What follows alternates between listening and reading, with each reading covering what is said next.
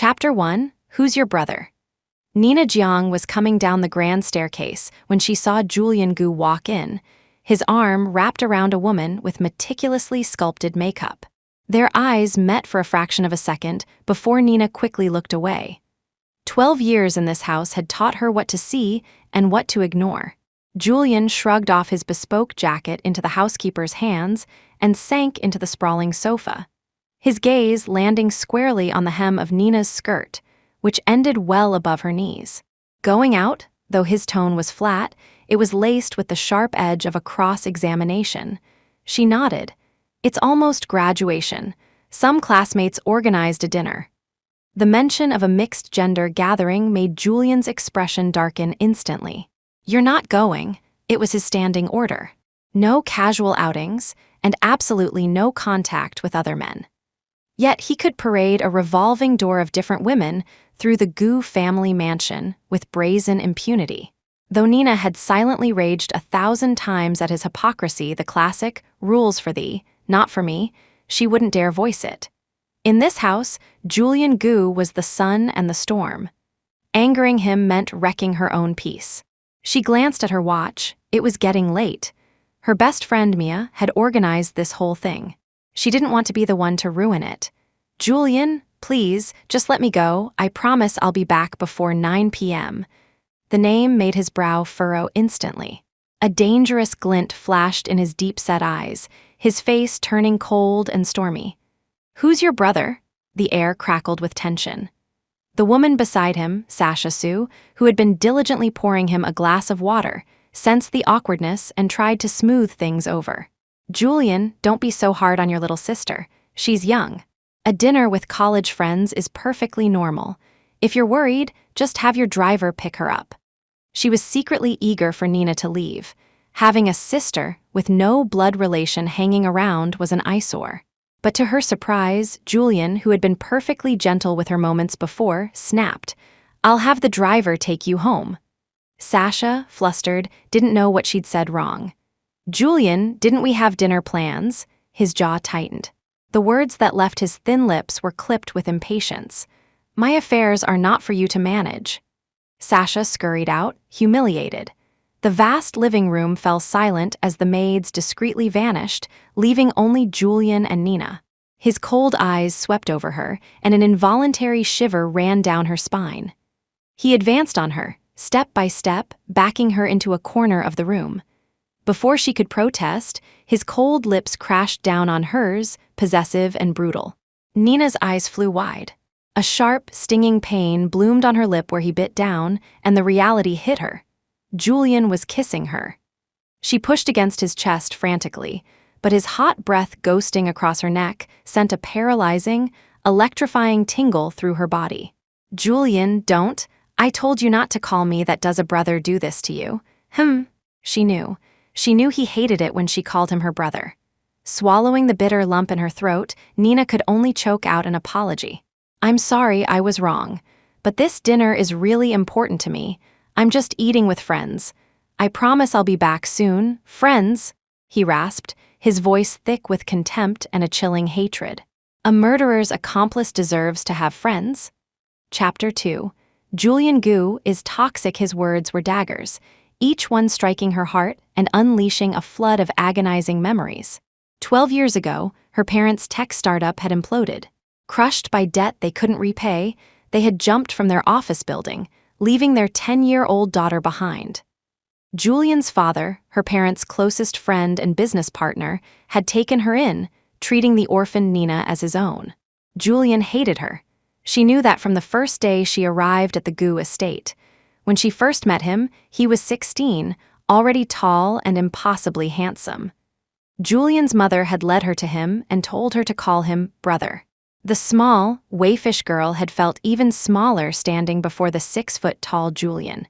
He'd merely shot her a cold glance and said nothing. That first year in the Gu home was one of the few truly happy periods of her life. But it didn't last. That winter, during a heavy snowstorm, she'd insisted on going back to school to get a forgotten homework assignment. On the way, the car carrying her and Julian's parents skidded on a patch of black ice. In the final, chaotic moments, Julian's mother had shielded Nina with her own body. After that day, Julian, like her, was an orphan. She would never forget the look in his eyes when he saw his parents' bodies at the morgue. His deep-set eyes were bloodshot, as if stained with her guilt. From that day on, he forbade her from ever calling him brother again. The feeling of a phantom hand tightening around her throat pulled Nina from her memories. She gripped his arms, her voice weak. "I'm sorry. I won't go. Please don't be angry." Other than repeating her apology, she didn't know how else to quell the storm of his hatred. Her recklessness had indirectly caused his parents' deaths. Whatever pain she felt, his was infinitely greater. So no matter how he treated her, she could endure it. She owed him. She owed the Gu family everything. "Sir, there's an urgent call for you." The housekeeper's voice was a godsend, shattering the suffocating silence.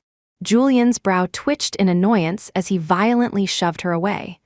Watching him turn to take the call, Nina finally let out a breath she hadn't realized she was holding. She wasn't going out tonight. She pulled out her phone and texted Mia an apology. When Julian hung up, his face was still a thundercloud, but he didn't torment her further. The next day at Columbia, Mia cornered her with a frustrated sigh. "What is with your brother? Is he some kind of 19th century relic? You're 22 and you can't even have dinner with friends. And look at you," Mia continued, gesturing at Nina's simple dress. "You've been wearing this for 2 years. Doesn't he give you any money for clothes?" Nina looked down, saying nothing. Mia, sensing her discomfort, quickly changed the subject. "Hey, internships are coming up. Have you found anything yet?" Nina shook her head. Mia's lips curved into a sly grin. "Why not try for Leohi's family company? You know he's into you. He could solve your internship problem, and you'd get to see each other every day. Who knows, maybe it'll turn into something real." 2 birds, 1 stone. Nina's face flushed crimson as she clapped a hand over Mia's mouth. "Mia, if you keep teasing me, I'm going to ignore you," Mia laughed, pulling her hand away. Okay, fine. If that doesn't work, you can always intern at my dad's company. But I won't be there. I'm aiming for Olympus Corp. They're the biggest tech conglomerate in the city. They just funded a new library for the university, and they're offering 1 internship spot for our class. And their CEO, Julian Gu, is handsome, brilliant, and loaded. He's literally the white whale of Manhattan. Hearing Mia's gushing, an image of Julian's ice-cold face flashed in Nina's mind. She shook her head, muttering to herself, "No way. Julian Gu, he's toxic." "Who did you say is toxic?" A familiar, chilling voice cut through the air, accompanied by an overwhelming wave of pressure. Nina whipped her head around and saw him. There, surrounded by a phalanx of university deans in suits, was Julian Gu, walking slowly toward her. Chapter 3. A girl's secret heart. Nina never imagined she'd run into him on campus. How much had he heard? A wave of cold fear washed over her. Meanwhile, Mia, seeing Julian Gu materialize before her, went beet red and stammered, unable to form a complete sentence. Her family's company was respectable, but next to Olympus Corp, it was a minnow. She never dreamed she would see the legendary CEO, the object of every debutante's fantasy, in the flesh. Julian Gu, the university president, standing nearby, frowned. "Show some respect. This is Mr. Gu." Mia snapped to attention, her voice trembling. "Mr. Gu, my apologies." Julian was dressed in a flawlessly tailored black suit that accentuated his powerful physique and commanding presence. He stood out from the crowd, like a panther among pigeons. As he stopped in front of them, both Nina and Mia felt a chill, as if the temperature had dropped. His gaze swept over Nina. "What were you just saying?" Nina scrambled for an explanation. "And nothing, I meant that Olympus Corp is on another level. A student with my mediocre qualifications would be totally out of her depth there. It wouldn't work." A faint, unreadable smile touched his lips. "Oh, a Columbia student, so humble. But how do you know if you don't try?" He turned to the president. "President Zhang, the internship spot we discussed? Let's give it to her." Nina knew instantly that an internship at Olympus Corp would be a special kind of hell. He hated her. He already made her life miserable at home. She couldn't imagine the torments he'd devise for her at the office. But in front of the president, how could she possibly refuse? To anyone else, this was the opportunity of a lifetime. As the procession of suits moved away, Nina's heart sank. Beside her, however, Mia was practically vibrating with excitement. "Nina, did you hear that? You're interning at Olympus, oh my God. That's Olympus, you'll get to see Julian Gu every day, and he seemed so nice." Nice. A bitter smile formed on Nina's lips. After class, Nina was walking alone on a quiet path just off campus. A black Maybach was parked in the distance, looking vaguely familiar. She paid it no mind and quickened her pace, but a hand suddenly clapped her on the shoulder. "Nina," she turned to see Leohee, holding a bouquet of flowers, a bright, sunny smile on his face. "You walk so fast, I was practically jogging to catch up. Mia told me you like flowers. These are for you." The massive bouquet of crimson roses was so vibrant it hurt her eyes. She couldn't accept them. The last boy whose flowers she'd accepted had been forced to drop out of school by Julian. For years, Julian had forbidden her from having friends, let alone dating. He wanted her world to contain only him. He wanted her forever trapped by his side, atoning for the sins of the past. The thought made her recoil. "I can't take these." Leo looked confused. "Why not?" "You don't like roses?" She bit her lip. "It's not that." "Then what is it?" he asked, his smile faltering. "Do you dislike me?" Nina didn't know how to explain. She couldn't linger. She felt a pair of unseen eyes boring into her back, making her skin crawl. "It's not that. I have to go. You should give the flowers to someone else." She turned to leave, but Leo grabbed her arm, his voice insistent. "Nina, do you really want me to give them to someone else? You know how I feel about you." She flinched, pulling away. "Please don't, I have to go." As they struggled, the Maybach that had been parked down the street suddenly pulled up beside them. Through the tinted black window, Nina saw Julian's face, contorted into a mask of pure fury. The horn blared 3 sharp, impatient blasts. Nina pushed Leo away, scrambled to the car, and yanked open the door. "My brother's here to pick me up. Goodbye." As the Maybach sped away, Leohee watched it go, a thoughtful expression on his face. There was only one car like that in the entire country, a custom model that money alone couldn't buy. Since when did Nina have a brother with that kind of power? Chapter 4. His kiss inside the car, the air conditioning was blasting, but the chill emanating from Julian was far colder. He sat beside her in stony silence, his long fingers casually flipping through a contract as if she didn't exist. "Break it off with that boy." Her palms grew slick with sweat. He must have seen everything. Combined with what she'd said about him at school today, the calmer he appeared, the more furious he was. He was incandescent with rage. "There's nothing between us. We're just friends." Julian looked up, his eyes as cold and hard as chips of ice. "Friends? You don't have the right to have friends. I raised you all these years, but not for you to date and socialize. Do you understand?" Her body went rigid. The sweat on her palms felt like tiny needles piercing her skin. She understood all too well. For over a decade, the one emotion Julian had consistently shown her was hatred. After his parents' accident, he hadn't thrown her out. Instead, he'd kept her by his side, a living monument to his grief, an object for his daily torment. For Julian, killing her would have been too easy.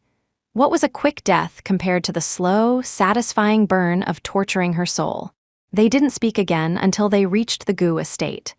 The quieter he was, the more terrified Nina became. Just as she was about to break the suffocating silence, Mrs. Zhang, the housekeeper, appeared. "Young master, Miss Nina, dinner is ready. I had the kitchen make your favorite steamed fish." Mrs. Zhang was the oldest servant in the house. She'd been there since Julian was born. No matter how cold he was to the world, he always showed her a sliver of respect. Though neither of them was hungry, they both dutifully took their seats at the dining table. They rarely ate together, but whenever Julian decided to, Nina had to be there, whether she wanted to or not. Seeing Nina picking at her food without appetite, Julian's cold voice cut through the silence. "Starting tomorrow, that Leohee boy won't be appearing in front of you again." Her hand, holding her chopsticks, trembled. A piece of white fish fell onto the table. "What did you do to him?" Her panicked reaction seemed to amuse him. A cruel smile twisted his lips. "What, does it hurt to see him go?" Nina looked up, her eyes glistening with unshed tears, fragile and desperate. "The person you hate is me. Do whatever you want to me. I'm begging you, please don't hurt him." She would grovel like this for another man? Julian slammed his chopsticks down, his rage flaring hotter. "You have no right to beg for him. He dared to covet something that doesn't belong to him. He should be prepared to pay the price." With that, he stormed upstairs, slamming his bedroom door with a thunderous crash. Mrs. Zhang patted Nina's shoulder comfortingly. "Nina, that's just how the young master is. Just coax him a little and he'll be fine. I watched him grow up. I know how hard his life has been. Now it's just the two of you left. You have to rely on each other, understand each other." Rely on each other? He saw her as nothing more than a toy, one that he might discard, but one that no one else was ever allowed to touch. But she had to coax him tonight. She couldn't let an innocent person like Leo get dragged into her mess. Julian always did what he said he would. In New York City, there was nothing he couldn't or wouldn't do. Nina tiptoed upstairs. After knocking several times with no response, she pushed the door open herself. The room was dark and freezing, the cold air seeping out from under the door. Nina fumbled along the wall, searching for the light switch. The moment her fingers found the switch and flipped it on, a powerful force grabbed her, slamming her hard against the wall. She was enveloped in Julian's unique, clean scent. Before she could speak, a pair of warm lips captured hers. She didn't understand. He hated her so much, so why did he keep kissing her? This kiss was rougher than before, punitive.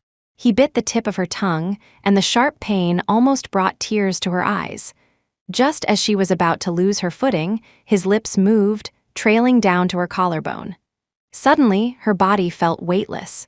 Julian swept her up in his arms and threw her onto the bed. Before Nina could react, his entire body was pressing down on her. Chapter 5.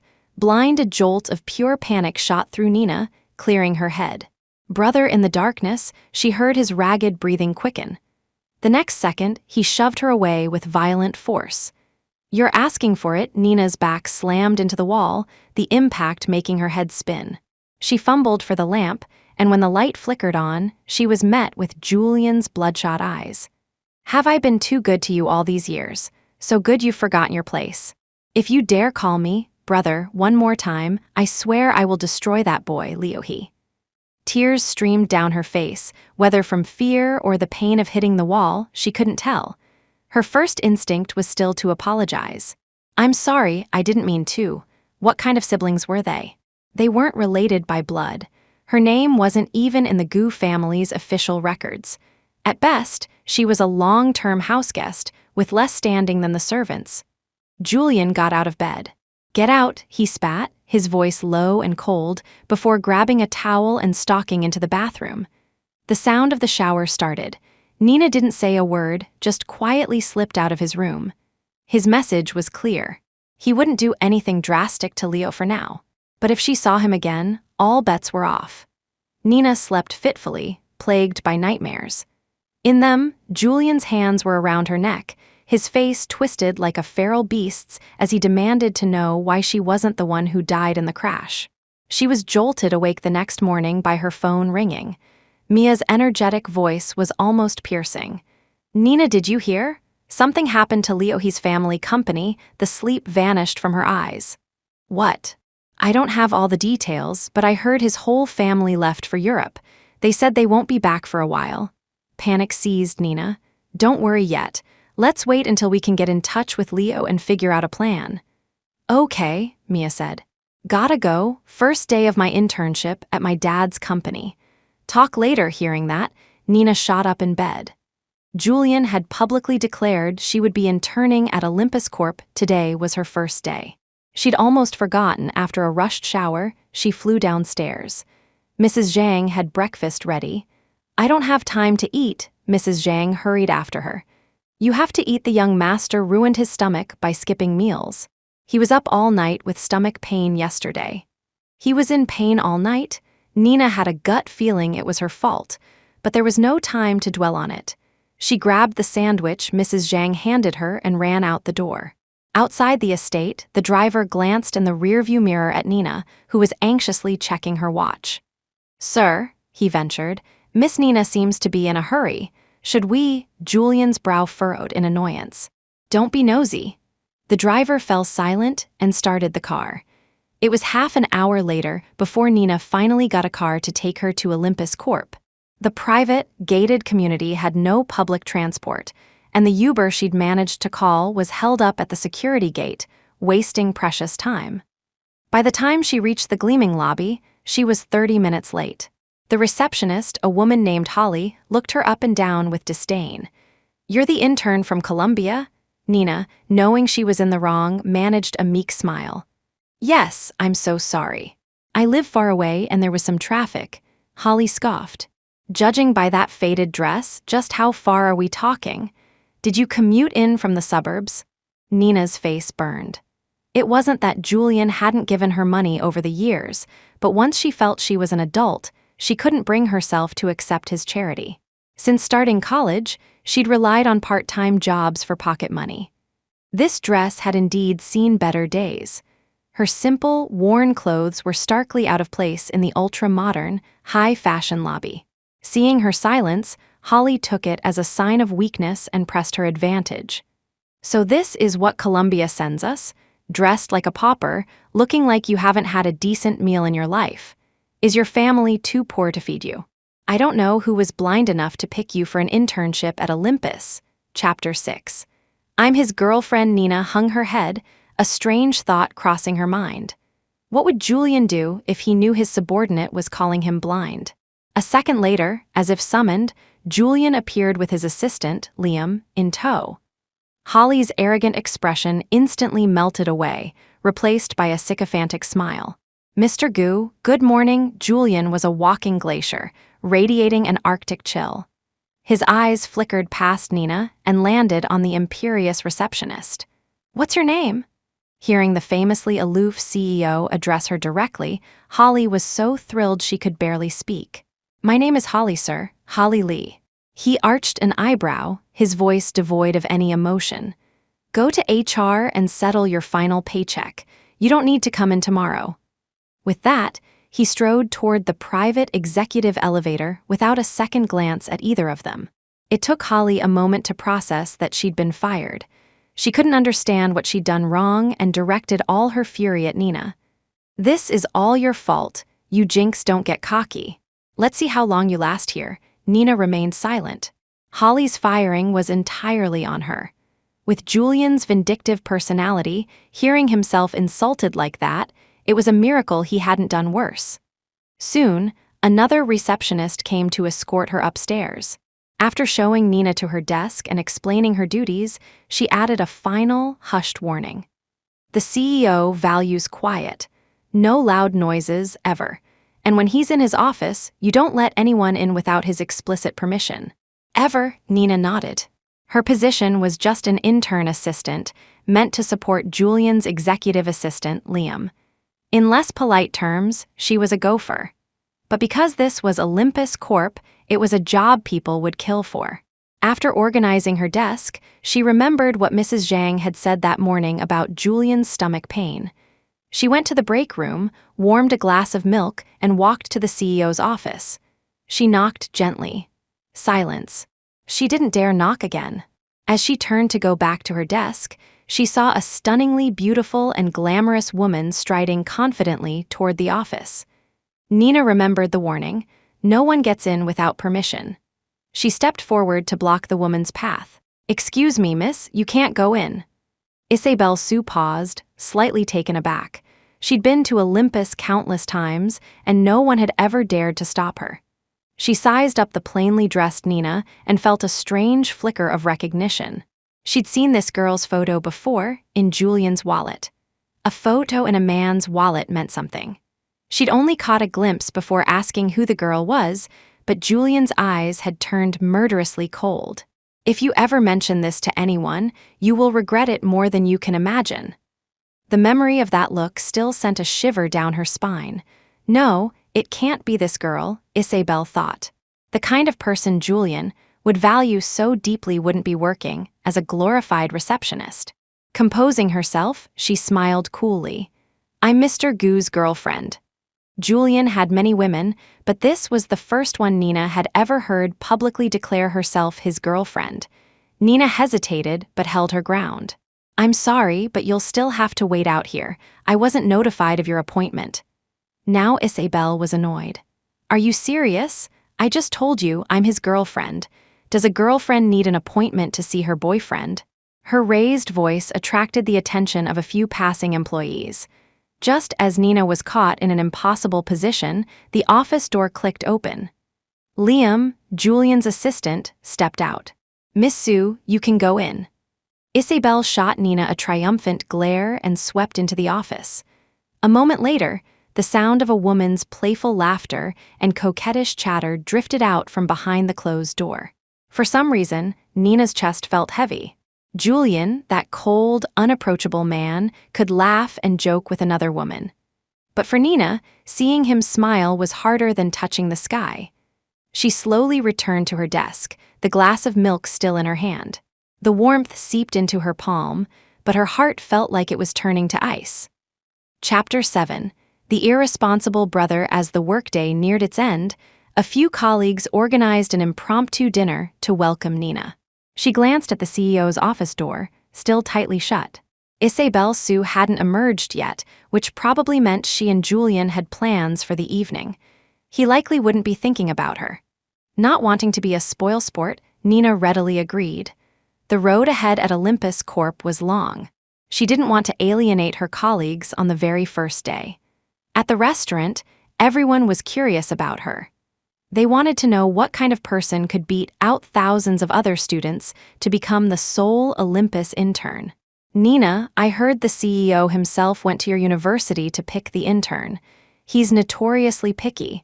You must be at the top of your class, right?" She gave an awkward laugh. "Not at all. My grades are pretty average. I'm basically invisible at school." "No way, you're just being modest," another colleague chimed in. "Or maybe you have family connections with our CEO? He pulled some strings for you, didn't he?" Nina shook her head frantically, her face flushing.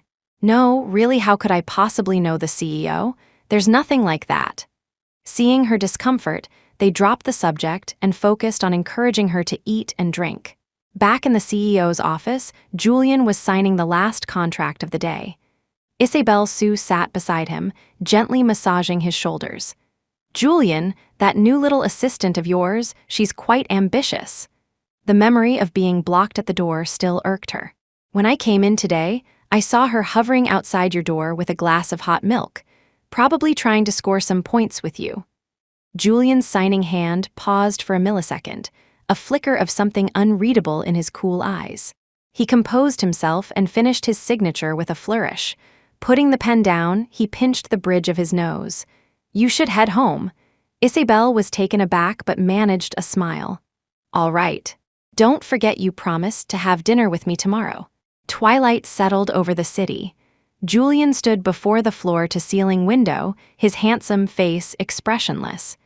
Isabel's words echoed in his mind, and a cold smirk touched his lips. Her, trying to score points with him.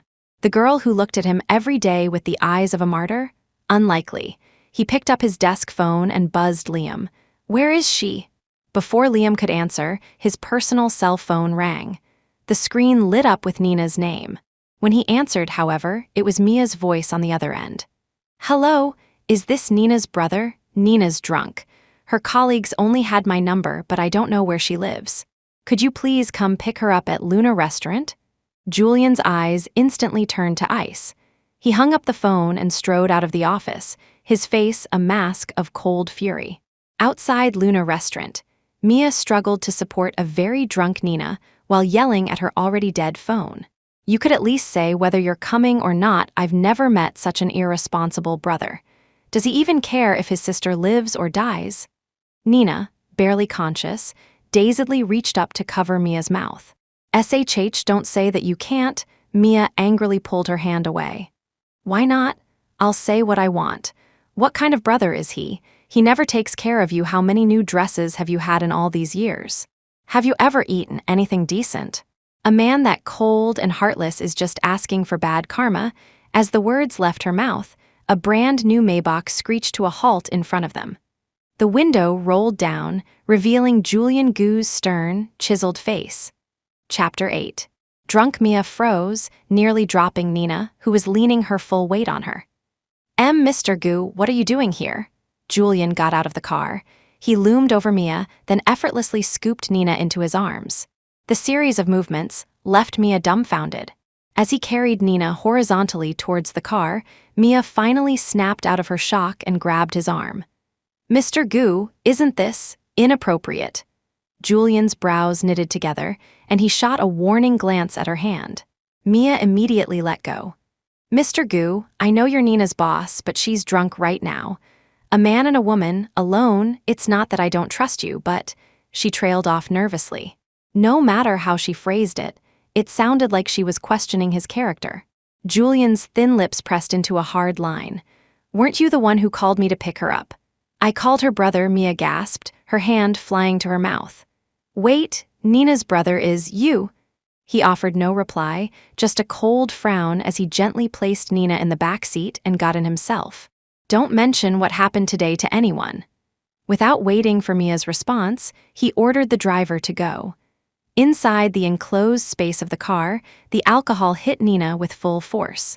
She was a lightweight to begin with, but her colleagues had insisted on toast after toast, and she didn't know how to refuse. Now, she was nearly unconscious. Window, I feel sick. She slumped in the back seat, fumbling blindly for the window controls. Julian impatiently pulled her upright, half cradling her against him. Serves you right. He grabbed a bottle of water, intending to force some into her mouth, but drunk Nina was defiant. She slapped the bottle out of his hand, mumbling incoherently. Bully, you just bully me. The driver in the front seat turned pale. He'd worked for the CEO for years and had never seen anyone dare to treat him this way. Julian gripped her collar, his teeth clenched. Nonsense. Have I ever starved you or left you without clothes? Why do you insist on looking like a charity case for everyone to gossip about? She squirmed irritably, even letting out a cold snort. Julian gritted his teeth, mentally firing every single person who had encouraged her to drink tonight. Julian Gu opened the window. I want the window open. Nina pushed him away and tried to climb over him to open the window herself. In the chaos, her hand brushed against something hard. Before she could react, Julian forcefully pulled her back. Nina, if you move again, I will throw you out of this car. She froze, shrinking into the corner and whimpering softly. She didn't cause any more trouble until the car came to a smooth stop in front of the Gu estate, allowing Julian to carry her out without a struggle. Back in her room, Julian tossed her onto the bed and immediately started unbuttoning her dress. The act sobered Nina up instantly. She clutched the fabric of her dress, her eyes wide with alarm. Don't touch me. You have a girlfriend now. Don't do that to me anymore. A dark light flickered in Julian's eyes. Do what? Chapter 9. Julian's fury. Nina refused to say another word. Her head was pounding as if someone was hammering a nail into her skull. Seeing her disoriented state, Julian didn't press the issue. He withdrew his hands and commanded coldly, change your clothes before you sleep. You're filthy. Nina didn't move. She just rolled over and passed out. He let out a frustrated sigh, threw a blanket over her, and then summoned Mrs. Zhang. Tomorrow, get rid of everything in her closet and replace it. Is the Gu family so poor we can't afford clothes or food? She walks around in that raggedy dress every day, embarrassing me. With that, he stormed out, slamming the door behind him, leaving a bewildered Mrs. Zhang staring at the sleeping girl. What had gotten into the young master today? When Nina woke up again, it was already noon the next day. A glance at the clock sent a jolt of panic through her, chasing away all drowsiness. Late on her first day, and now she'd missed half of her second. Did she even want this job? She rushed downstairs, where Mrs. Zhang intercepted her. Miss Nina, the young master said you don't have to go to work today. He's already called in sick for you. Nina stopped in her tracks. Julian had called in for her? After she got wasted last night, not only had he not lost his temper, He'd even been considerate enough to give her the day off. She didn't know whether to be relieved or worried. For now, she had no choice but to accept it. Her phone buzzed in her pocket. It was an unknown number. When she answered, an excited voice came through the line. "Nina, it's me, Leo." A chill ran down her spine. She quickly scanned the room, confirming Julian wasn't home before lowering her voice. "Leo, where are you? What happened to your family?" "It's a long story. I snuck back into the country. I'm at the Bronze Hotel. Can you meet me?" She knew how furious Julian would be if he found out, but she also knew the risk Leo was taking by coming back. It was still early. If she was quick, she could be back before Julian ever found out. She owed Leo too many apologies and explanations. After changing, Nina slipped out. She hurried to the Bronze Hotel, completely oblivious to the black Audi tailing her. She arrived at the room number Leo had given her and knocked once. The door swung open immediately. Before Nina could react, Leo pulled her into a tight embrace, his voice thick with emotion. "Nina, I've missed you so much." She was pinned in his arms, unable to move. "Leo, please don't. Let's just talk." Leo reluctantly let her go. "Nina, did you know? My family had to move abroad because my parents received a warning from Julian Gu. He said if I ever appeared in front of you again, he would bankrupt every company under our family's name." Although she'd suspected Julian was involved, she never imagined he would use such ruthless tactics. Seeing Leo's haggard face, a wave of guilt washed over her. But before she could say anything, a frantic pounding erupted at the door. A terrible premonition gripped her. She let go of Leo's hand and crept to the door. Through the peephole, she saw him. Julian stood there, his face a dark mask of fury, looking like a grim reaper cloaked in ice. Behind him stood several burly bodyguards in black suits. They looked ready for war. Even through the thick wooden door, she could feel the inferno raging in his eyes. "Nina, I'm going to count to 3. Open this door." Now 1, 2, 3, Chapter 10. Nina's heart hammered against her ribs. Panicked, she tried to push Leo further into the room. "Quick, hide if he sees you, you're done for," but it was too late. As she grabbed his hand, Julian swiped a keycard and the door swung open. Their hands flew apart as if electrocuted. His icy eyes, radiating a dangerous aura, landed on her like a physical blow. "Good, very good." He gave a slight gesture, and the bodyguards behind him immediately seized Leo. Nina couldn't imagine what he would do. In a desperate move, she threw herself between Julian and Leo. "Julian, there's nothing going on between us, believe me." The rage in Julian's eyes was like a caged lion, roaring to tear its prey to shreds. "Believe you, you're not worthy." He grabbed Nina and dragged her out. Leo struggled, but one of the bodyguards silenced him with a punch to the gut, forcing him to the ground. The sounds of fists hitting flesh followed them down the hall. Nina's heart was in her throat, but she was powerless. She was shoved violently into the car. Throughout the entire ride back, Julian didn't say a single word. Nina wanted to speak several times, but forced the words back down. She knew that anything she said now would only fuel his rage. When they arrived back at the estate, he dragged her upstairs without a word. She tried to run, but he caught her by the shoulders and, with no trace of mercy, threw her onto the bed. His eyes were as sharp as daggers, his disgust palpable as he looked at her. "Running now? Why didn't you run when that Leo he kid came looking for you?" Nina was terrified. She had never seen him like this. It was as if he had become a different person, someone who wanted to devour her whole. She tentatively reached out to touch his shoulder, but he slapped her hand away with revulsion. "Filth, Nina, you're so filthy. Are you that desperate? Offering yourself up to him on a silver platter. Don't you feel disgusting?" Pain, sharp and searing, tore through Nina's heart. So this is what he thought of her. Vile and dirty. And him? What about him, sleeping with countless other women? Had he ever considered how filthy he was? She turned her head away, unable to look at him. Her defiance only enraged him further. He wrenched her face back to meet his gaze. "You're alive to atone for your sins, you know that? What right do you have to give me attitude?" The dam finally broke. Tears streamed down her face. "If you hate me this much, then just kill me." Julian was livid. His face was a thundercloud, his grip on her tightening. "Stop the theatrics if you really want to die so badly, then do it yourself," he released her, pointing a shaking finger toward the window. "Go on, jump if you have the guts, you die," and we're even. She trembled with rage, struggling to sit up, but then she froze. Julian let out a cold, cruel laugh. "What, you don't dare? Since you don't have the guts to die, then you'll just have to endure it. Everything you're suffering now is exactly what you deserve." She looked up at him. Once, she had admired him, revered him, felt indebted to him. For so many years, he was the only family she had. But now, she finally saw the truth.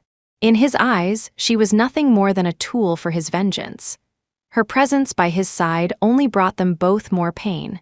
In that instant, her heart died. If that was the case, then let her be the one to end it all. After this, her debt to him would be paid in full. The window was wide open, the curtains billowing in the wind. Nina took one last look at Julian, then ran toward the window with grim determination. "Goodbye, Julian." Chapter 11, she reached the windowsill and leaped. But in that same instant, Julian lunged forward. In a flash of motion, he grabbed her hand, yanking her back with all his might. The strength seemed to drain from Nina's body, and she collapsed onto the floor, her face ashen.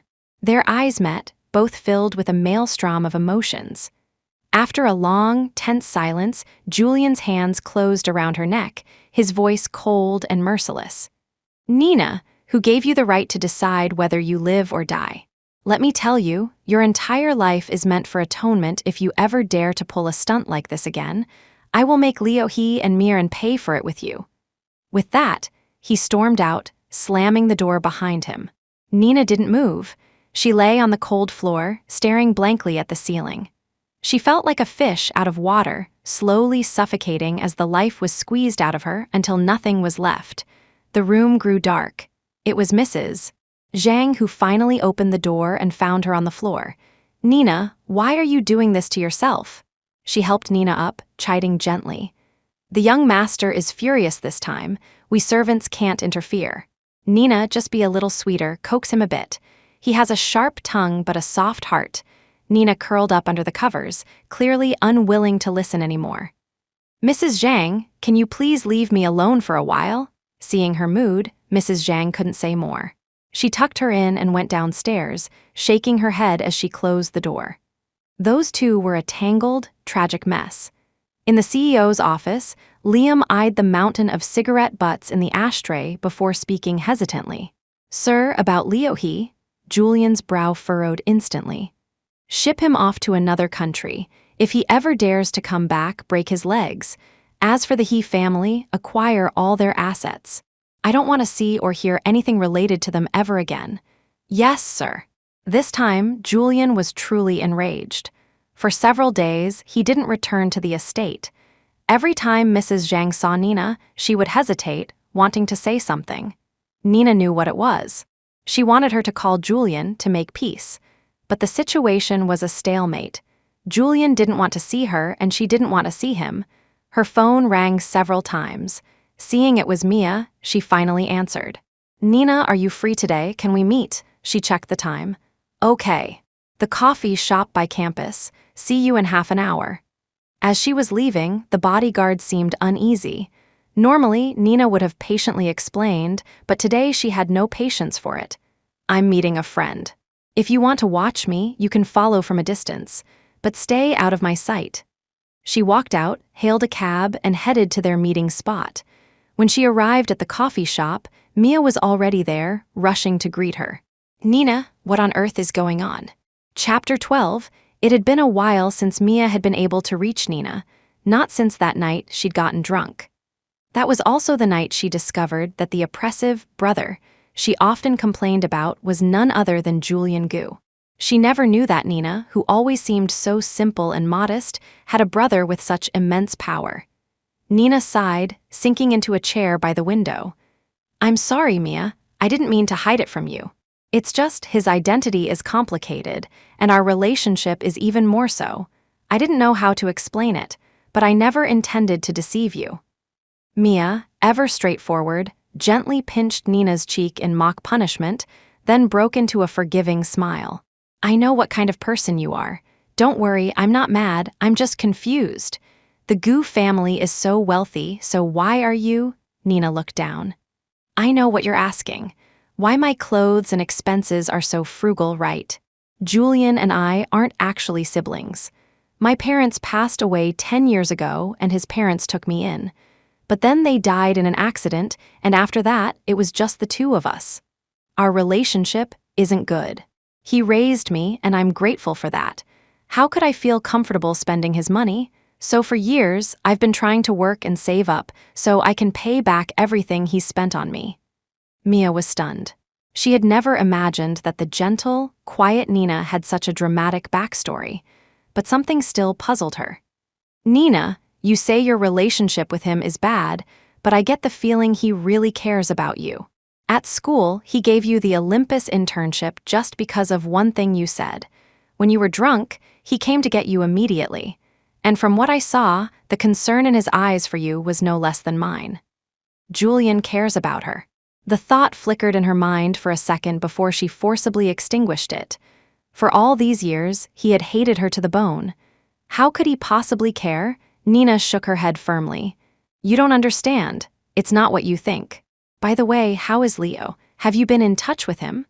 At the mention of Leo, Mia hesitated. He's not doing well. I heard he was badly injured, and all of the He family's assets have been acquired by Olympus Corp. What did he do to offend Julian Gu so badly? Why would he be so ruthless? Nina didn't know how to explain. Should she tell her it was because of Julian's twisted, possessive control? But if Mia knew about their abnormal relationship, would she see her differently? Mia was her only friend. She couldn't bear to lose her. Chapter 13, Mia, please don't ask. I'm not really sure either. Seeing Nina's troubled expression, Mia didn't press further. After finishing their coffee, they went their separate ways. When Nina returned to the Gu estate, she saw Julian's usual Maybach parked in the driveway. He was back. She walked inside and saw a woman sitting primly on the living room sofa. It was Isabelle Sue, the woman from the office. Her striking beauty was unforgettable. Isabelle was clearly surprised to see Nina in the Gu residence. Oh, aren't you Julian's personal assistant? How personal does this job get? Their last encounter had not been pleasant, and her tone was dripping with disdain. Nina didn't answer, her eyes scanning the living room. Julian was nowhere in sight. Good. Seeing him would just be awkward. She put down her bag and started for the stairs, but Isabelle's sharp voice stopped her. Hold on, I'm talking to you. Are you deaf? Nina was already in a foul mood. This wasn't the office. She had no obligation to be respectful to Isabelle. Just because you're talking doesn't mean I have to answer. Isabelle, taken aback by the retort, let out a cold laugh. Well, aren't you a sharp-tongued one? Looks like Julian treats you well, even bringing you home. Don't you know that I am his official girlfriend? Have you no shame? Nina had no interest in arguing with a woman like this. Over the years, Julian had brought home more than a few women, but none had been as brazenly arrogant as Isabelle. The others, even if they didn't know her exact relationship with Julian, could see she was comfortable in the house and knew her status was unusual. They had always been careful not to provoke her. But this Isabelle seemed to have a personal vendetta against her from the moment they met. Nina shot her a cold look and bypassed her, heading for the stairs. But before she could take a step, a hand grabbed her arm. I'm talking to you. Who gave you permission to go upstairs? Julian is working up there. Are you trying to seduce him? Annoyed, Nina tried to shake her off, but Isabelle's grip was surprisingly strong. In the struggle, they both lost their balance and tumbled sideways. Nina, who was in front, landed directly on top of Isabelle. She was fine, but Isabelle seemed to have taken the brunt of the fall. The commotion brought the kitchen staff running. Mrs. Zhang saw Nina on the floor and rushed to help her up. Miss Nina, are you all right? Are you hurt anywhere? Isabelle, who had been furious, froze when she heard Mrs. Zhang call Nina Miss. Her expression changed instantly. Miss, what is your relationship with Julian? Chapter 14. Nina didn't bother to explain. She stood up with Mrs. Zhang's help. I'm fine, Mrs. Zhang. I'm going upstairs. I don't feel like eating tonight, so please don't call me for dinner." Without another glance at Isabel, she walked upstairs. Isabel's back ached from the fall. She slowly got to her feet, watching Nina disappear up the grand staircase, and turned her attention to Mrs. Zhang. "Mrs. Zhang, what is her relationship with Julian? I heard you call her Miss. I didn't know Julian had a sister." Mrs. Zhang, who had always doted on Nina, was already displeased with Isabel for laying hands on her. Her tone was frosty.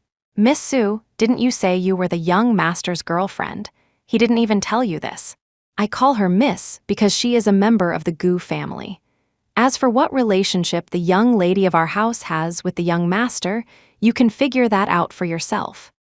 With that, she turned and led the other servants back to the kitchen, leaving Isabel standing there, her face a mixture of red and white. It was almost evening when Julian finally came downstairs. Isabel immediately rushed to his side. The last few hours had been agonizing. If she had truly angered Julian's sister, it would be disastrous for her future prospects of marrying into the Gu family. Everyone knew Julian was a self-made man with no other living relatives. If he had a sister, her opinion would undoubtedly carry immense weight. "Julian, you never told me you had a sister." Julian's expression instantly cooled. "What about it?" She linked her arm through his, her voice taking on a coquettish tone. "If I had known, I would have brought her a gift. I came empty-handed. Now her first impression of me will be terrible." Julian's lips thinned into a line, his eyes still a cold, bottomless abyss. "Don't worry about her. You don't need to win her favor." Isabel couldn't decipher his thoughts. His mind was always an enigma, and she didn't dare to guess. They sat down at the dining table where Mrs. Zhang had already set the places. Nina's seat was conspicuously empty. Julian's brow tightened. In a neutral tone, he instructed Mrs.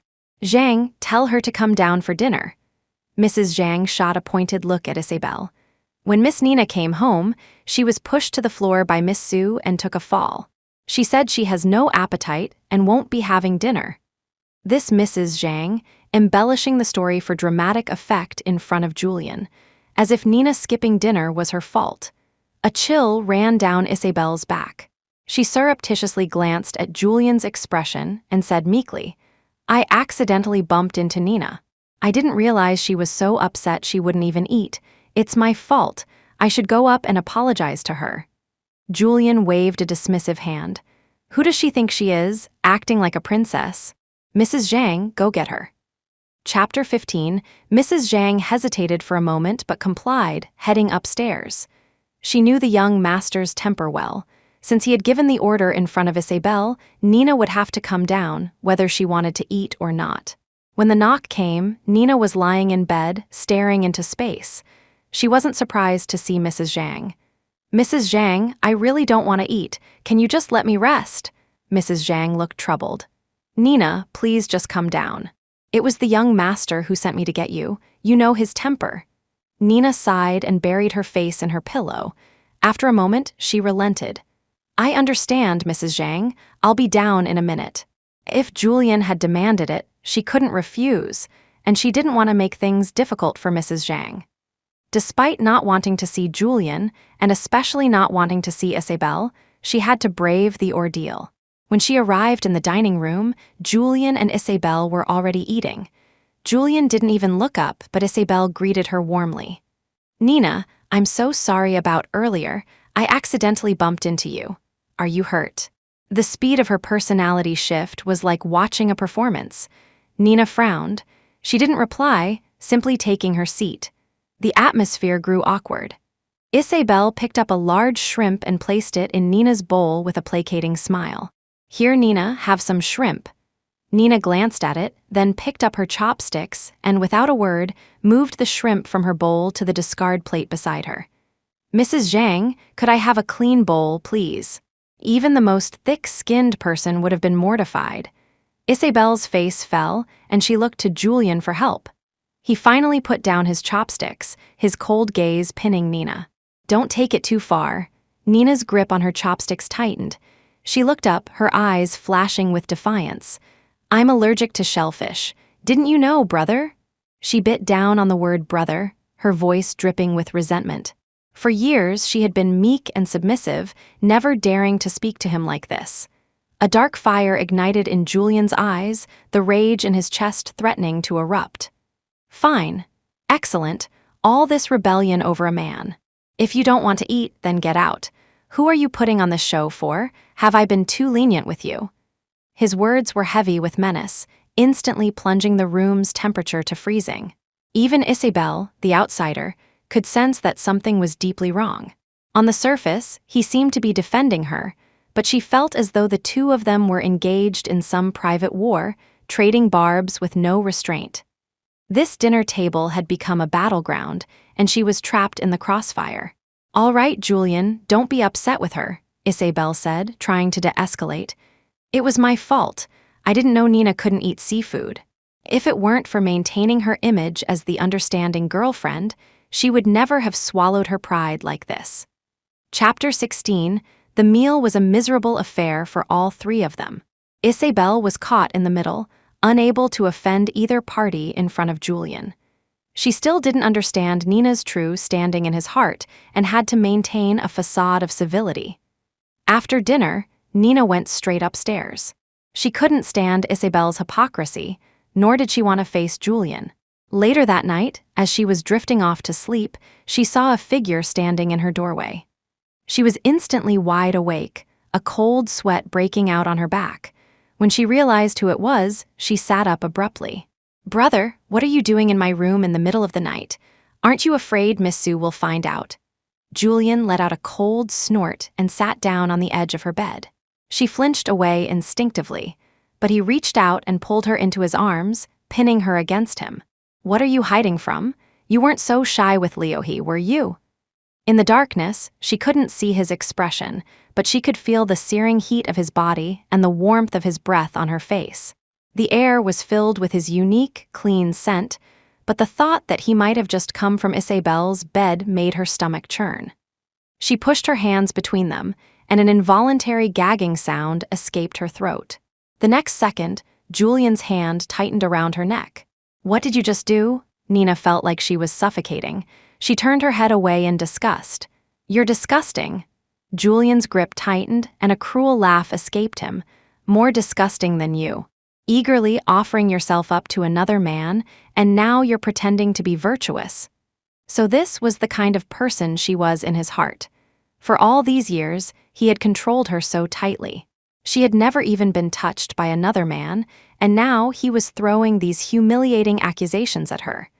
She trembled with rage, the words tumbling out of her mouth. "That's right, I'd let him touch me willingly. He's the best man I've ever met. He's 100, 1,000, 1,000,000 times better than you." Julian's face contorted in a mask of fury. "Good. Excellent," he hissed. "In that case, you will never see him again for the rest of your life." With that, he crushed his lips against hers. Nina fought back instinctively, but he pinned her wrists above her head, rendering her immobile. "Aren't you afraid I'll scream and bring Isabel running?" she snarled, her eyes glaring at him.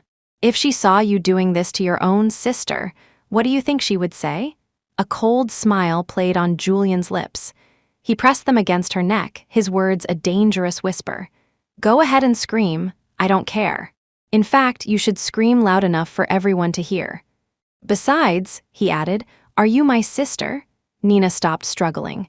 She was like a fish on a chopping block, helpless as Julian methodically broke her down. "Julian," she whispered, her voice breaking, "what will it take for you to finally let me go?" Chapter 17. She didn't know what to do anymore. For years, she had walked on eggshells, every step like treading on a razor's edge. And still, she had managed to infuriate him. Julian's eyes were bloodshot. Ignoring her struggles, his kisses ignited fires across her skin. Her body went rigid with tension, an uncontrollable trembling seizing her. "No, please, don't do this." Her trembling voice gave him a moment's pause, but in the end, desire won out. Afterward, Nina curled into a ball in the corner of the bed, motionless. What was this? What was their relationship? Julian was already up and dressed. He pulled a bank card from his pocket and tossed it onto the bed in front of her. "This is an empty card. When you've deposited $5 million into it, you can leave. Don't say I never gave you a chance. $5 million. With her situation, saving that much would be impossible. It would take a lifetime. This wasn't a chance. It was just another way of saying he would never let her go. As if reading her mind, Julian's cold voice cut through the silence again. If you want to earn it faster, there's a way. Sleep with me 100,000 a time. If you're accommodating, 5 million should be easy enough, don't you think? A sharp pain lanced through her heart. 100,000 a time. What did he take her for? Nina knew he was just trying to humiliate her. He knew she was too proud to stoop to such means. But this time, she wouldn't give him the satisfaction. She reached out and clutched the bank card in her hand, her watery eyes meeting his. All right, but you have to keep your word, brother. He seemed surprised by her quick agreement. A cold smirk touched his lips. When have I ever broken my word? And one more thing, stop calling me brother. It'll cost you 10,000 each time. Nina rolled over, her back to him, her voice surprisingly soft. Got it. The next morning, Nina came downstairs to find that Julian and Isabel were already gone. Mrs. Zhang was bustling around, setting out breakfast. Nina, come have some dumplings. Your favorite, mushroom and pork. After not eating last night and being tormented by Julian for hours, she was famished. Nina, the young master gave instructions. From now on, the driver will take you to and from work. Nina's eyes drifted to the driver standing near the garage as she ate her dumplings. Mrs. Zhang continued to chatter. Nina, the young master is truly good to you. Look, he's arranged for his personal driver to take you just for your convenience.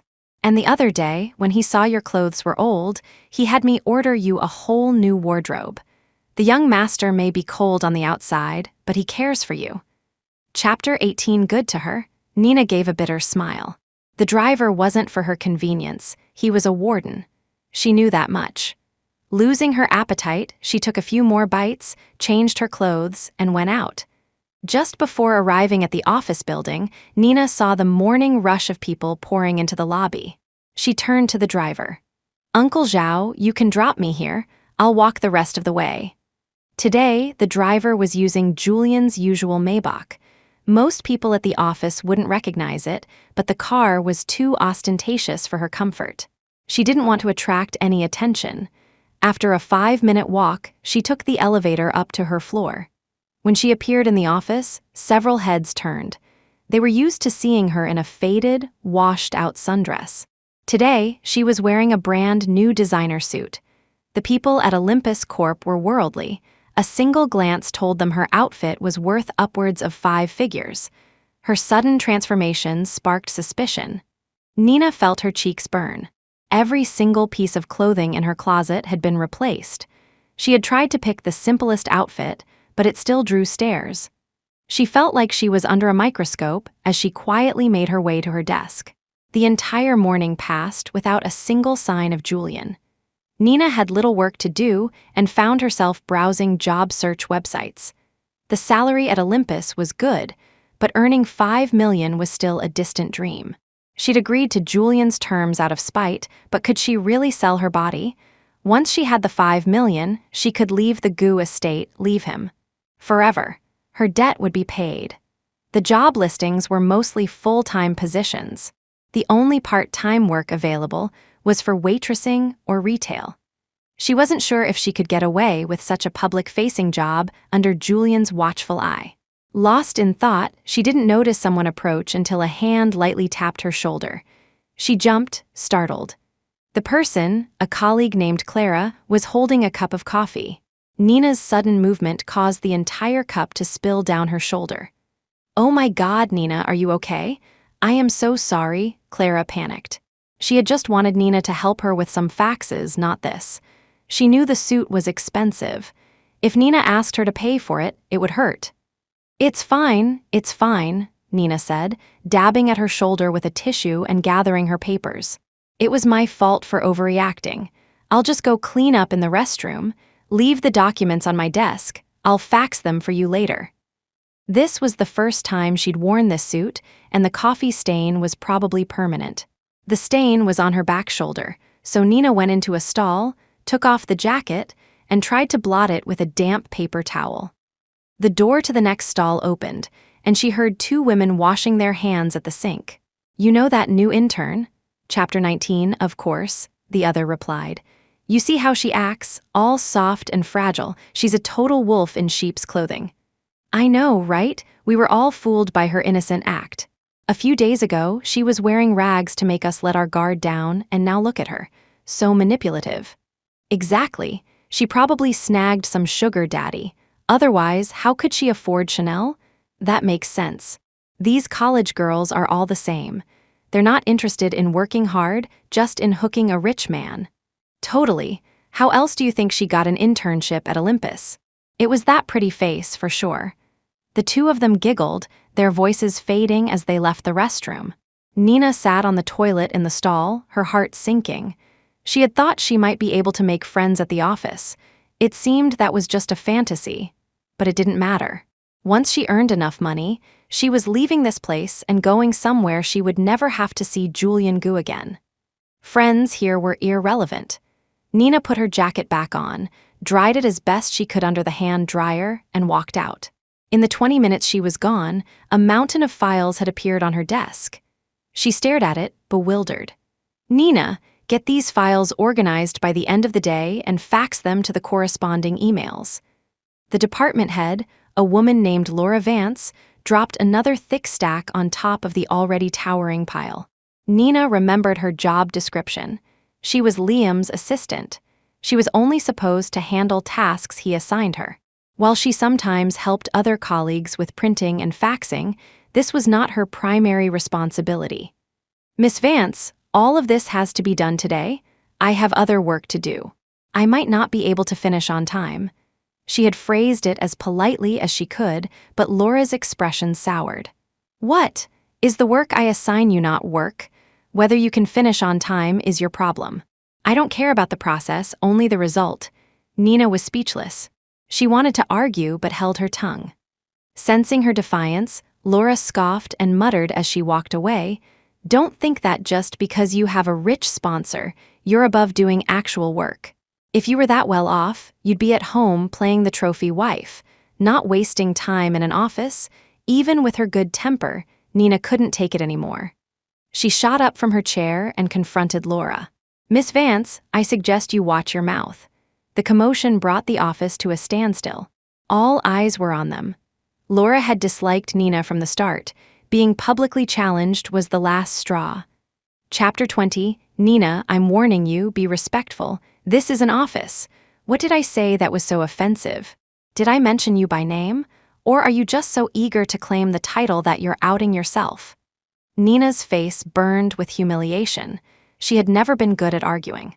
When she was little, and Julian pushed her too far, the worst she could manage was a whispered meanie.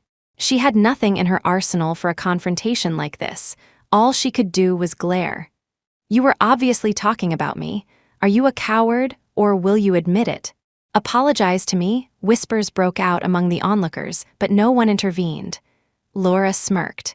"Who do you think you are, demanding an apology from me? Do the work or get out." "Olympus doesn't carry dead weight." Nina's face went pale with anger, but she couldn't form a coherent rebuttal. Laura, done with her, turned to leave, but Nina grabbed her arm. "Apologize, or you're not going anywhere. I'm warning you. Don't touch me. You think I'm scared of you just because you have connections." Let go. As they struggled, the main office door swung open. The room fell silent.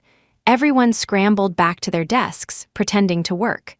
Laura instantly released Nina and lowered her head.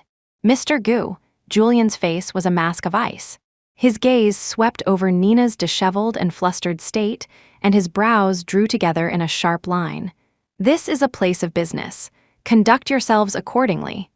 He then shot a look at Laura. "If you can't manage your subordinates, then you're not fit to manage at all." Without another glance at Nina, he strode into his office. The crowd dispersed. Liam shot Nina a sympathetic look before following Julian inside. A wave of overwhelming despair washed over Nina. He hadn't even asked what happened. He had just assigned all the blame to her. The tears she had been holding back finally fell. She returned to her desk and began sorting through the mountain of papers, her vision blurred. What had she been hoping for? That Julian would defend her, that he would put Laura in her place. He hated her more than anyone else in this room, and a man as proud and aloof as him would never get involved in the petty squabbles of his underlings. It was foolish of her to hope that things might be different now that they had been intimate. Inside the CEO's office, Liam hesitated before speaking to the engrossed Julian. "Sir, I heard some things around the office today. I'm not sure if I should mention them." A thin layer of frost seemed to cover Julian's features. He quickly signed a contract. "Spit it out, don't waste my time." Only then did Liam dare to speak. "It's about Miss Jiang. People don't know her background, and with her recent change in wardrobe, there's been a lot of speculation." "They're saying," Liam trailed off, gauging Julian's reaction. Chapter 21, Julian's expression remained neutral, but his brow furrowed slightly. "Continue." "They're saying Miss Jiang has questionable morals, that she's likely being kept by a wealthy man, and that her internship here was probably arranged by this benefactor." Liam kept glancing at Julian's face, afraid a single word might set him off. He was only relaying what he'd heard, and if it weren't for how pitiful Nina had looked, he wouldn't have bothered. To his surprise, Julian didn't get angry. A faint, almost imperceptible smile touched his lips. "They're not wrong. She is being kept by a wealthy man." Liam understood Julian's meaning, but felt compelled to defend Nina. "Sir, the argument just now between Miss Jiang and Miss Vance was about this. Laura has always been one to kiss up and kick down. She looked down on Miss Jiang at first, and now she's convinced she used other means to get ahead." Julian finally looked up, his face still a cold mask.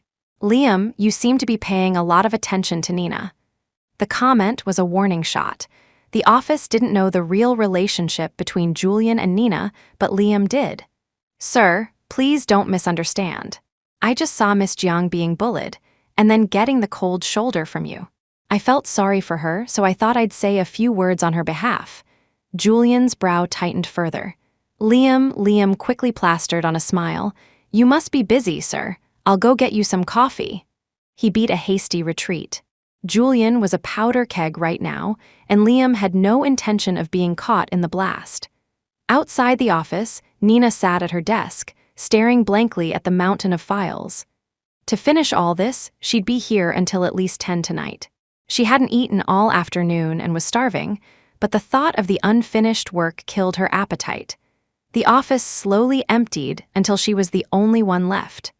A single light illuminated the vast, empty floor, making it feel lonely and desolate. She rubbed her arms, a chill creeping over her. She had to admit she was scared. She'd always been afraid of the dark, especially after witnessing her adoptive parents' deaths. For a long time after that, she couldn't sleep through the night.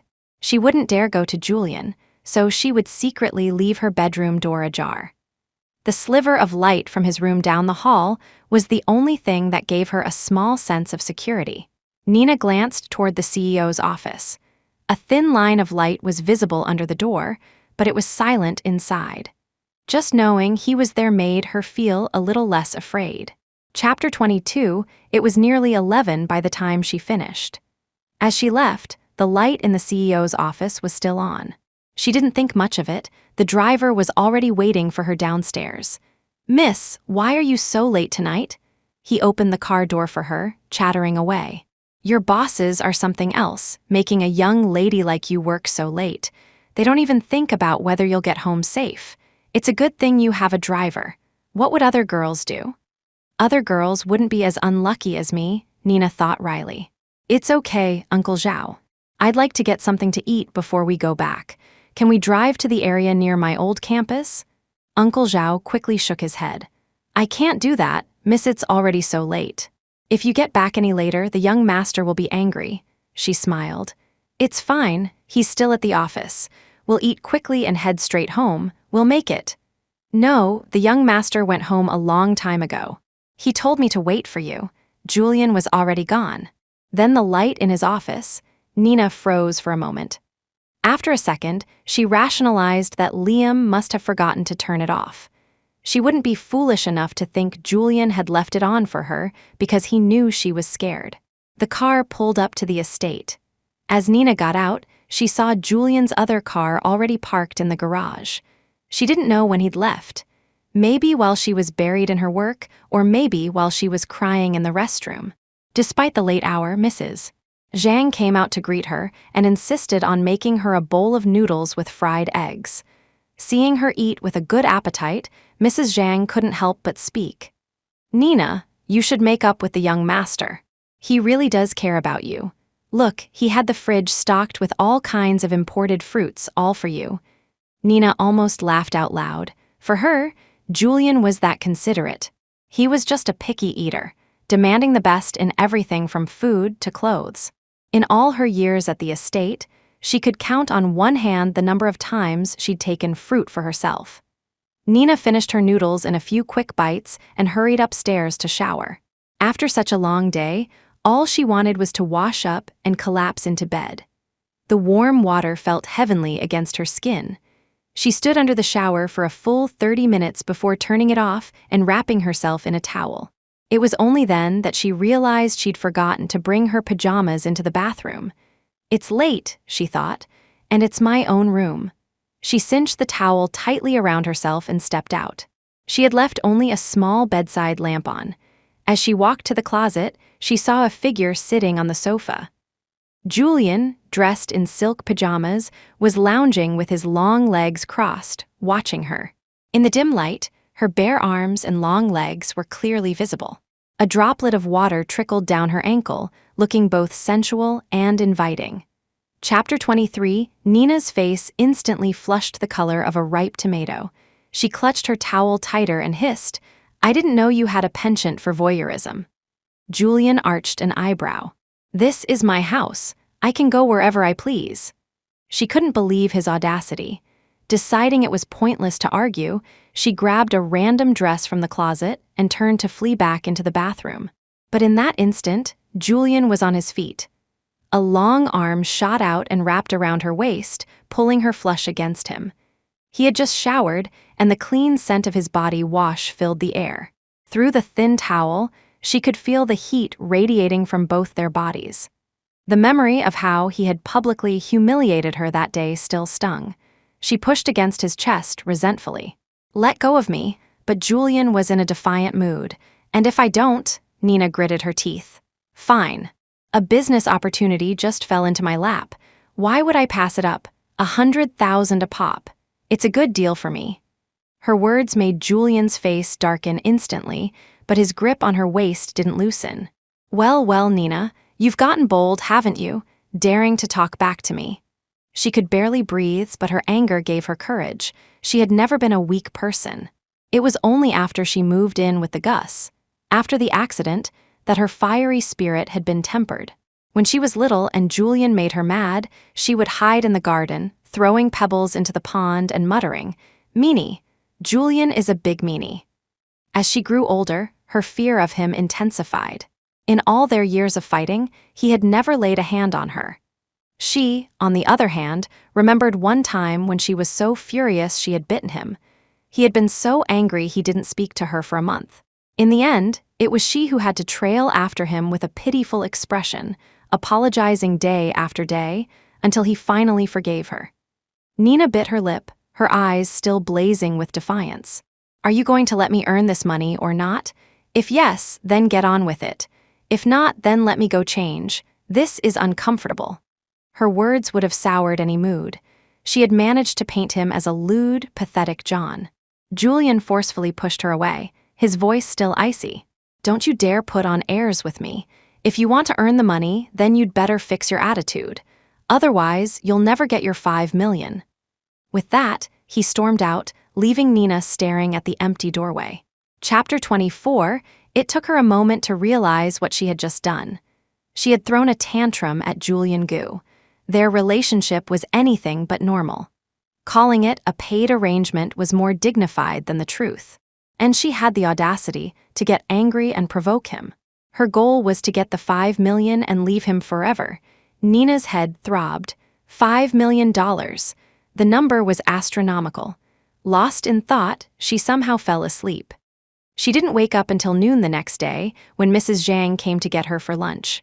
If it hadn't been for her, she might have slept all afternoon. Luckily, it was the weekend, so she didn't have to face Julian's wrath for being late to work. Her phone rang. It was Mia. "Nina, you know how you asked me to keep an eye out for part-time jobs for you? I found one." Nina's spirits lifted instantly. "Really? Where? I'll come check it out right now. It's at La Cave Privé. I'll wait for you here." Hurry up. La Cave Privé, an exclusive wine cellar, wasn't far from Olympus Corp. Nina didn't ask the driver to take her. Showing up for a part-time job interview with a personal chauffeur seemed wrong. When she arrived, Mia waved her over. "Nina, over here." She hurried over, smiling at Mia and greeting the woman standing beside her. "Hello, I'm Nina." Mia introduced the woman in the tailored suit. "Nina, this is the manager, Susan Lay. I've already told her what you're looking for. You'll be in charge of logging clients' stored wines and giving tour and explanations. You can work weekends and evenings after your internship." Nina quickly thanked her. "Thank you so much, Miss Lee." Susan was warm and approachable. "Please, none of that. You're Mia's friend, call me Susan. Mia told me you're in urgent need of money. Don't worry, I'll make sure you get the highest possible hourly rate." Nina was embarrassed. "Thank you, Susan. You're both being too kind." Susan smiled. "Not at all. Any friend of Mia's is like a little sister to me. Feel free to look around. I have to get back to work." She gracefully walked away on her high heels. Once she was gone, Nina pulled Mia to a nearby table. "Mia, how do you know her? This place is famous." Mia gave her a mysterious smile. "Susan used to work for my dad. This is a small favor. But why do you suddenly need money so badly? You could just ask Julian. Your family is loaded. Why do you need to work part-time? Look at your outfit. It's worth at least 5 figures. Chapter 25. Nina's expression was complicated. "It's a long story. Julian's money isn't my money. He bought me these clothes, but they're not really mine. I could never ask him for money, and he would never give it to me." There was more she couldn't say. The truth was, not just her clothes, but she herself now belonged to Julian. Mia wasn't one to pry. Seeing Nina's reluctance, she didn't press. "Well, don't worry about working here. The pay is good. It's not Olympus Corp level, but it's more than enough to cover your expenses." Nina nodded. "You have to keep this a secret."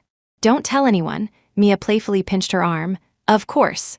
Who would I tell? I'm terrified of your iceberg brother." After some friendly banter, they decided to go shopping. Nina usually hated going out. Julian always had someone follow her, as if he was afraid she'd run away. She despised the feeling of being watched. But today, with Mia, she was happy to go. They tried on clothes at several boutiques before deciding on a place for dinner. Mia insisted on going into a chic-looking French restaurant. Nina glanced at the opulent decor and knew it would be expensive. She had some money now, but she needed to save it for her future. As if reading her mind, Mia said, "Don't worry about it." "This one's on me?" Nina quickly waved her hands. "No way, you can't pay every time. Let me treat you. It's a thank you for finding me such a great job." Mia beamed, linking her arm through Nina's and agreeing. They were led to a table by the window. As they crossed the main dining room, they both saw a familiar face. Julian, dressed in a simple but impeccably tailored black suit, looked sharp and clean. Across from him sat another man who was also strikingly handsome. Unlike Julian's mature and steady presence, this man had an air of flamboyant confidence. Talk about bad luck.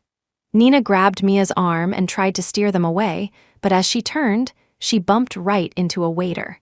A wine glass shattered on the floor, the sound piercing the quiet, elegant atmosphere. The waiter apologized profusely, which only made Nina feel worse. It's okay. It was my fault for not looking." In that moment, Julian's gaze fell on them. Nina didn't want to engage with him. She pretended not to see him and tried to pull Mia away. But a deep, cool voice from behind them stopped them in their tracks. "Nina, come here."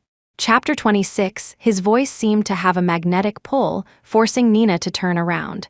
She and Mia reluctantly walked over to their table. "Sit, join us." Nina's eyes widened. A cold sweat broke out on her palms as she gripped Mia's hand.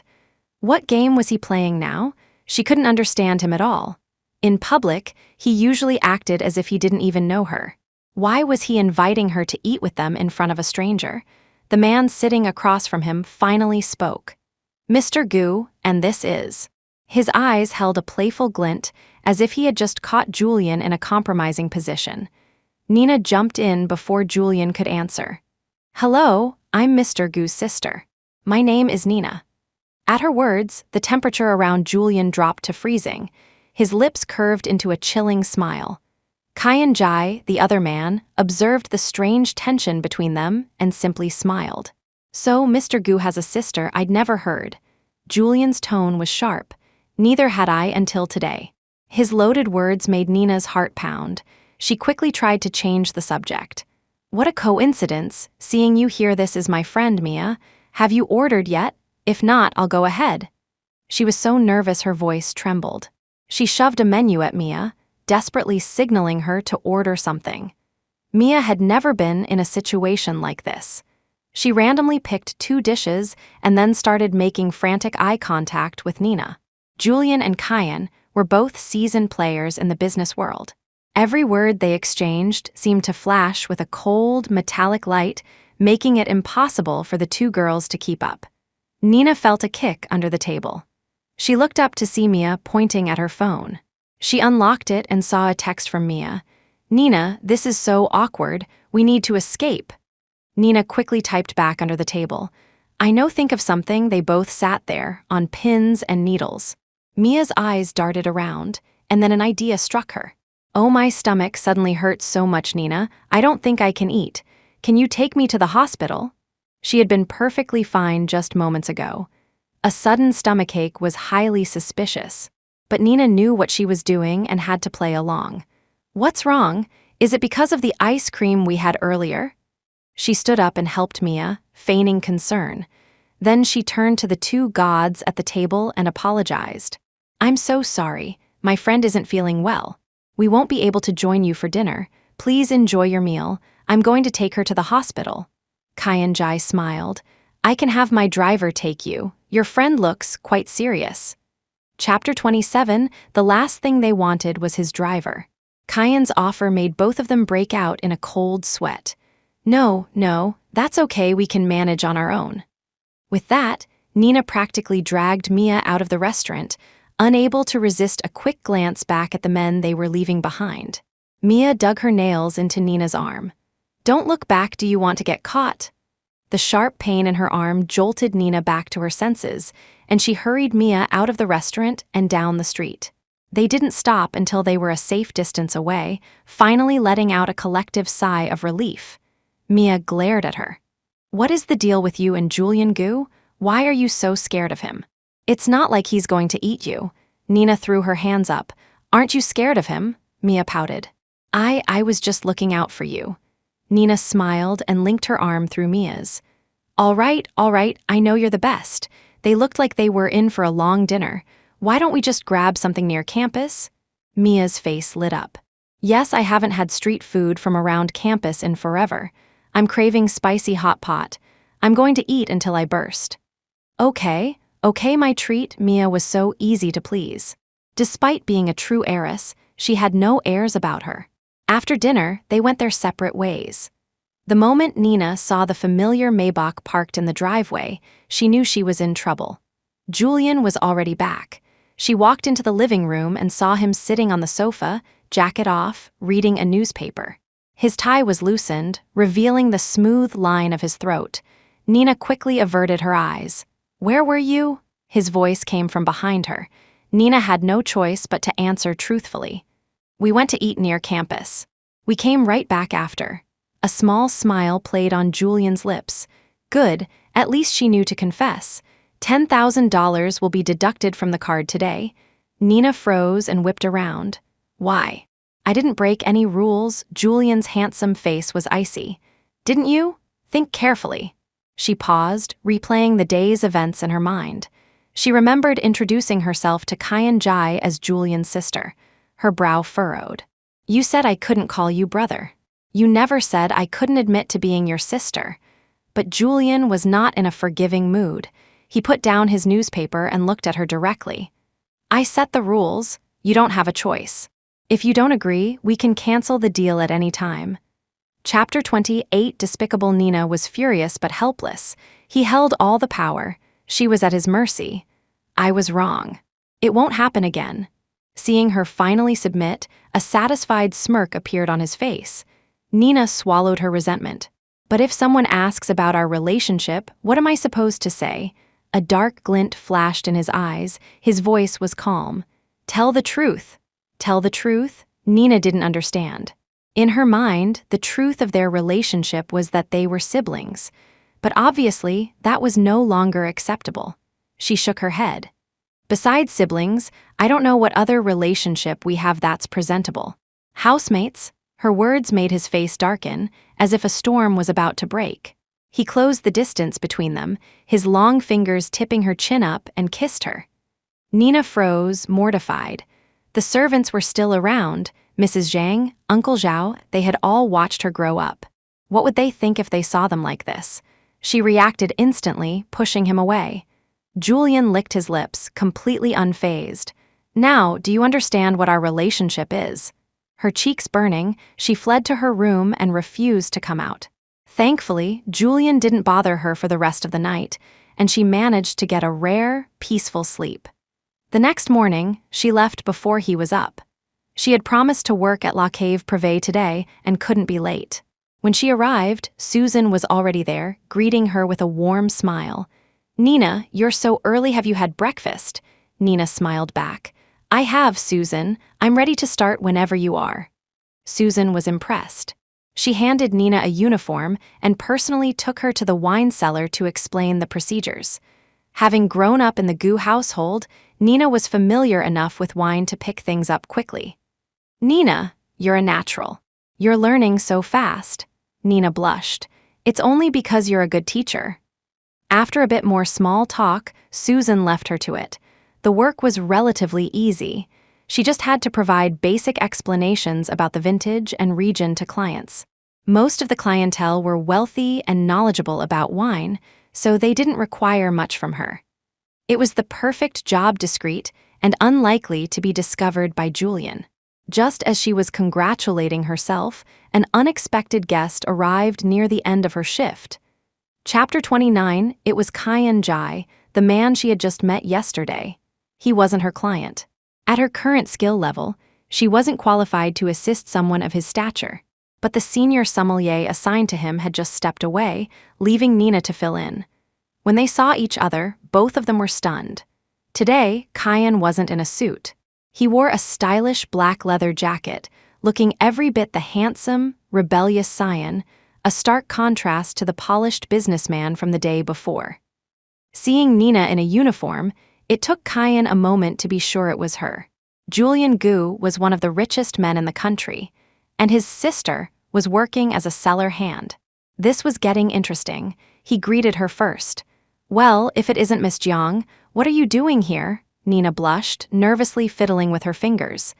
Mr. Jai, hello. What a coincidence. She didn't answer his question, her mind racing for an escape plan.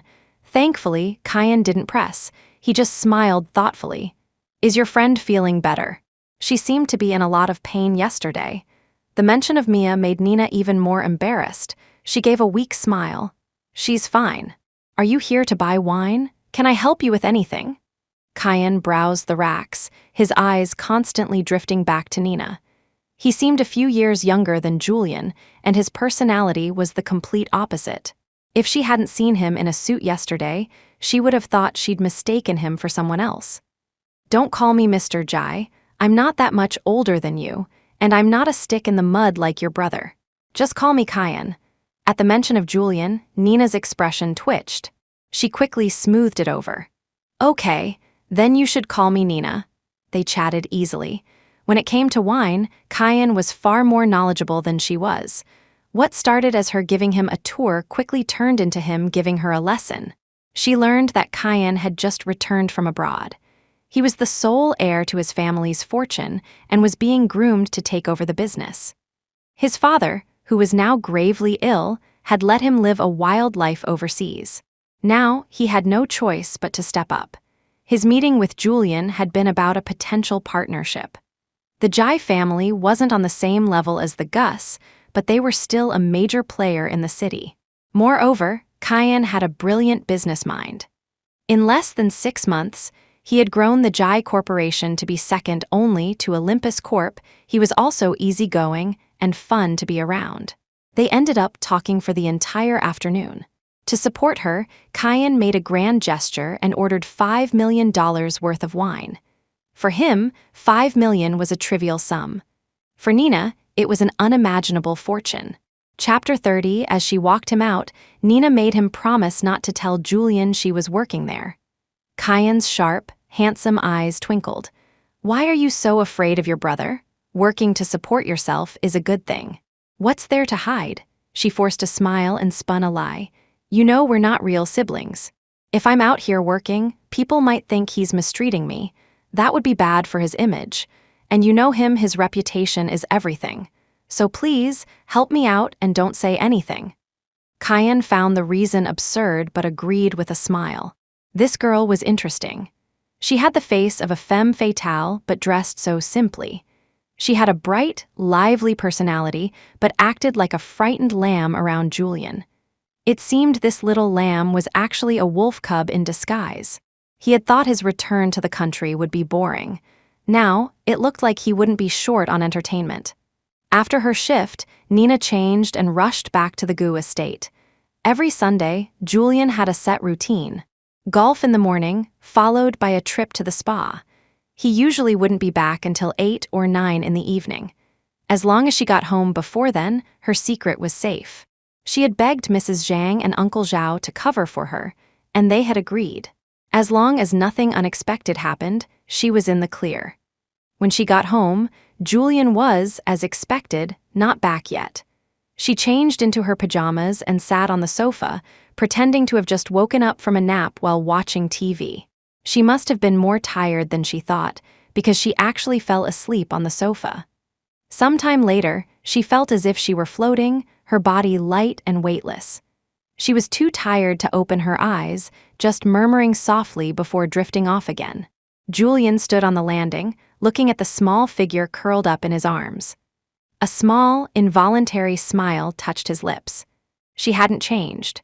Just like when she was a child, she would do her homework in the living room, then watch TV until she fell asleep on the sofa, sleeping so soundly that even Mrs. Zhang couldn't wake her. By the time she was a teenager, Mrs. Zhang couldn't carry her anymore. It was he who would lift her up and carry her to her bed. Sometimes she would still be angry in her dreams, her little hands clenched into fists, muttering meanie or jerk. He always knew who she was talking about.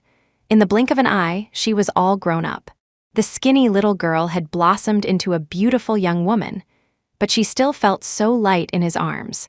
Julian's brow furrowed. Was the food at home that bad? Why was she still so thin?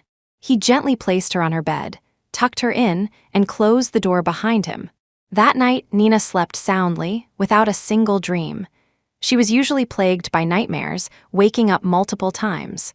A good night's sleep put her in a good mood. As she was leaving for work the next morning, she ran into Julian. For days, she had been giving him the silent treatment over the incident with Leo.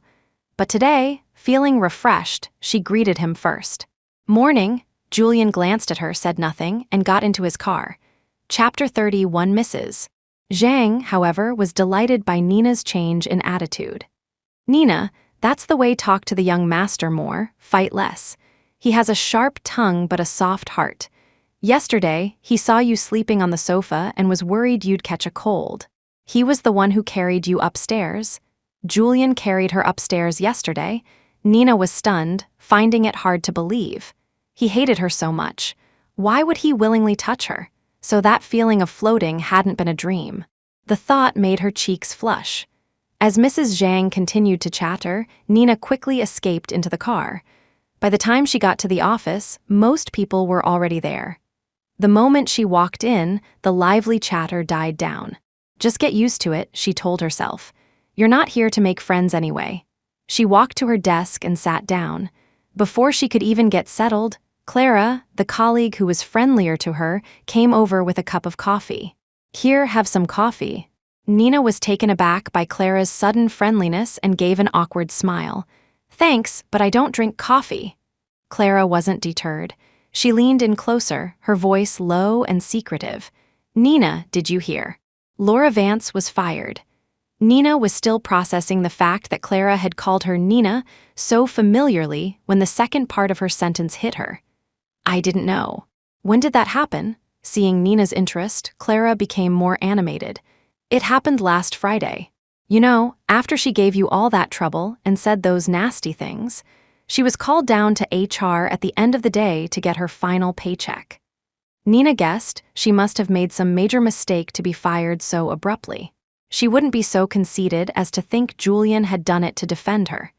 Seeing her silence, Clara continued, "I never liked her anyway.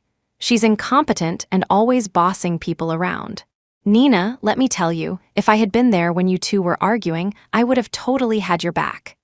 "Now that the coast is clear, you're the brave one," Nina thought, amused. She didn't bother to respond. Even with Nina's cold shoulder, Clara wasn't about to give up. Laura had been at Olympus for years, and she was gone just like that. It had to be because she had crossed Nina. In fact, it wasn't just Laura. Several others who had been fired recently had one thing in common. They had all gossiped about Nina. This Nina clearly had some powerful backing, and Clara was not about to make an enemy of her. Nina watched Clara's complete turnaround and knew exactly what she was thinking. If Clara knew that Julian hated her more than anyone, she would probably regret today's actions deeply. The morning was painfully slow. With the cautionary tale of Laura fresh in everyone's minds, no one dared to ask her for help with faxes or printing. She was happy for the peace and quiet and started scrolling through her phone. Just as she was engrossed in a video, a long, slender hand shot out and snatched the phone from her grasp. Chapter 32, she looked up with a start and met Kyan Jai's roguish grin. "Little girl, slacking off on company time is not a good look." Nina's face went crimson. With people watching, she couldn't make a scene. She lowered her voice, a hint of annoyance in her tone. "What are you doing here?" Kyan's smile was bright. "I'm here to discuss a partnership with your CEO. I get off the elevator and what do I see? You, sitting right outside his office, scrolling on your phone. I have to say, you've got guts, slacking off right under his nose." Nina was mortified, her head bowed in shame. Seeing her embarrassment, Kyan stopped teasing her. He placed the phone back in her hand and patted her shoulder in a mock authoritative manner. "Keep up the good work, Jiang." With that, he followed Liam into the CEO's office. Once the door was closed, someone sidled up to her desk. "Nina, how do you know Mr. Jai? You two seem so close." Nina gave a sheepish smile. "We're not that close. Mr. Jai is just a very friendly person." "That makes sense," the colleague nodded. "He does seem very approachable, and so handsome he's right up there with our CEO. SHH, keep your voice down, you want to get fired for gossiping about the CEO?" The group quickly dispersed. For the rest of the day, Nina didn't dare touch her phone. She couldn't bear the thought of Julian and Kyan walking out and catching her in the act again. The two of them seemed to have a lot to discuss. They didn't emerge until lunchtime. As the group was leaving, Kyan stopped in front of Nina's desk. "Mr. Gu, why don't we invite Nina to join us for lunch?" His eyes settled on Nina, who had stood up to see them off. Hearing her name, a chill went down Nina's spine. What was Kyan up to? Her relationship with Julian was not what he thought. Julian glanced at her, his voice devoid of emotion. "It seems Mr. Jai has taken a keen interest in our company's assistant." Kyan laughed. "Not at all, Mr. Gu. On second thought, let's just go ourselves. I wouldn't want you to accuse me of poaching your staff during a business meeting. I couldn't bear the guilt." With that, they walked past her. Nina watched Julian's retreating back, a sense of unease creeping over her. That feeling lasted all the way until she got home that evening. After dinner, she went to her room early and, for good measure, locked the door. She couldn't forget the warning look in Julian's eyes as he left the office. Mrs. Zhang, concerned, knocked on her door for a long time, thinking she was unwell. Only after Mrs. Zhang left did Nina finally start to drift off. In the middle of the night, she was woken by the sound of a key turning in the lock. Sleep vanished instantly. Before she could react, Julian had opened the door and stepped inside. She stared at him in shock. How did you open?" Chapter 33, a cold smirk played on Julian's lips as he tossed a key onto the bed in front of her. "Did you really think a little trick like that could stop me?" Nina angrily snatched the key. He had always been this arrogant. She remembered as a child, when he had angered her to the point of a hunger strike, she would lock herself in her room. But Mrs. Zhang always had a way of getting the door open, no matter how many locks she tried. It seemed her only option was to change the lock when he wasn't home. As if reading her mind, Julian chuckled. "Don't even think about the lock. No matter how many you change, I'll always find a way to open it." Nina clutched the blanket tightly, biting her lip. "This is your house. You can do whatever you want. I'm going to sleep. We can talk about whatever it is tomorrow." Her cold, dismissive attitude fanned the flames of his anger. What was this? She was all smiles and laughter with Kai Jai, but the moment she saw him, her face turned to ice. His expression darkened. He took off his jacket, pulled back the covers, and lay down beside her. "You seem to be quite close with Kai Jai." Feeling the warmth of his body next to hers, Nina's face flushed. She instinctively scrambled away. What are you doing?" He turned, grabbing her wrist with one hand and flipping himself on top of her. He didn't answer her question, just silenced her with a cold, hard kiss. The air was filled with his unique scent. Nina's mind grew hazy, her body temperature rising. She tried to struggle, but he had her hands pinned, rendering her helpless. Just before she was completely lost, she bit down hard on his lip. Julian cried out in pain and pulled back. The next second, she saw the fury blazing in his eyes, a fire hot enough to incinerate her. Nina, she flinched, instinctively trying to back away. "I'm sorry, I wasn't ready." She kept scooting backward, not realizing she had reached the edge of the bed. As she started to fall, her hand flailed out, grabbing the only thing within reach, the bedside lamp.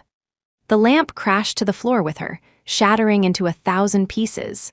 She landed right on top of the broken glass, the pain so intense she couldn't even scream. Nina, in a flash, Julian was off the bed and scooping her up into his arms.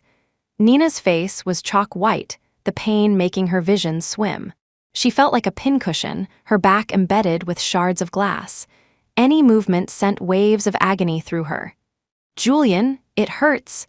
Julian's brows were knitted together in a tight line. He carried her quickly downstairs, laid her face down in the back seat of the car, and sped off. The entire way, Nina couldn't stop whimpering in pain.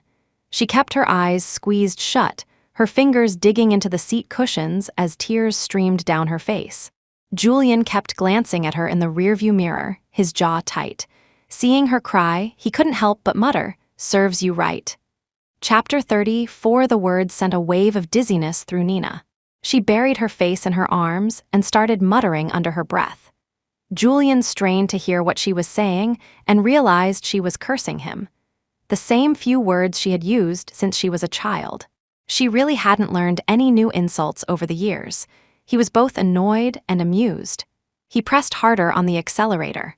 When they finally arrived at the hospital, Julian carried her into the emergency room, placed her on a gurney, and watched as the doctors wheeled her into a treatment room. He sat on a bench in the hallway, staring at the glowing red "in use" sign. 12 years ago, on a night just like this, he had sat in this very hallway and listened to a doctor pronounce his parents dead. Nina, who had been brought in with them, was covered in blood but miraculously unharmed. She had been terrified. When she saw him, she had run to him and clung to his leg, crying his name, saying she was sorry, that she had killed his mom and dad.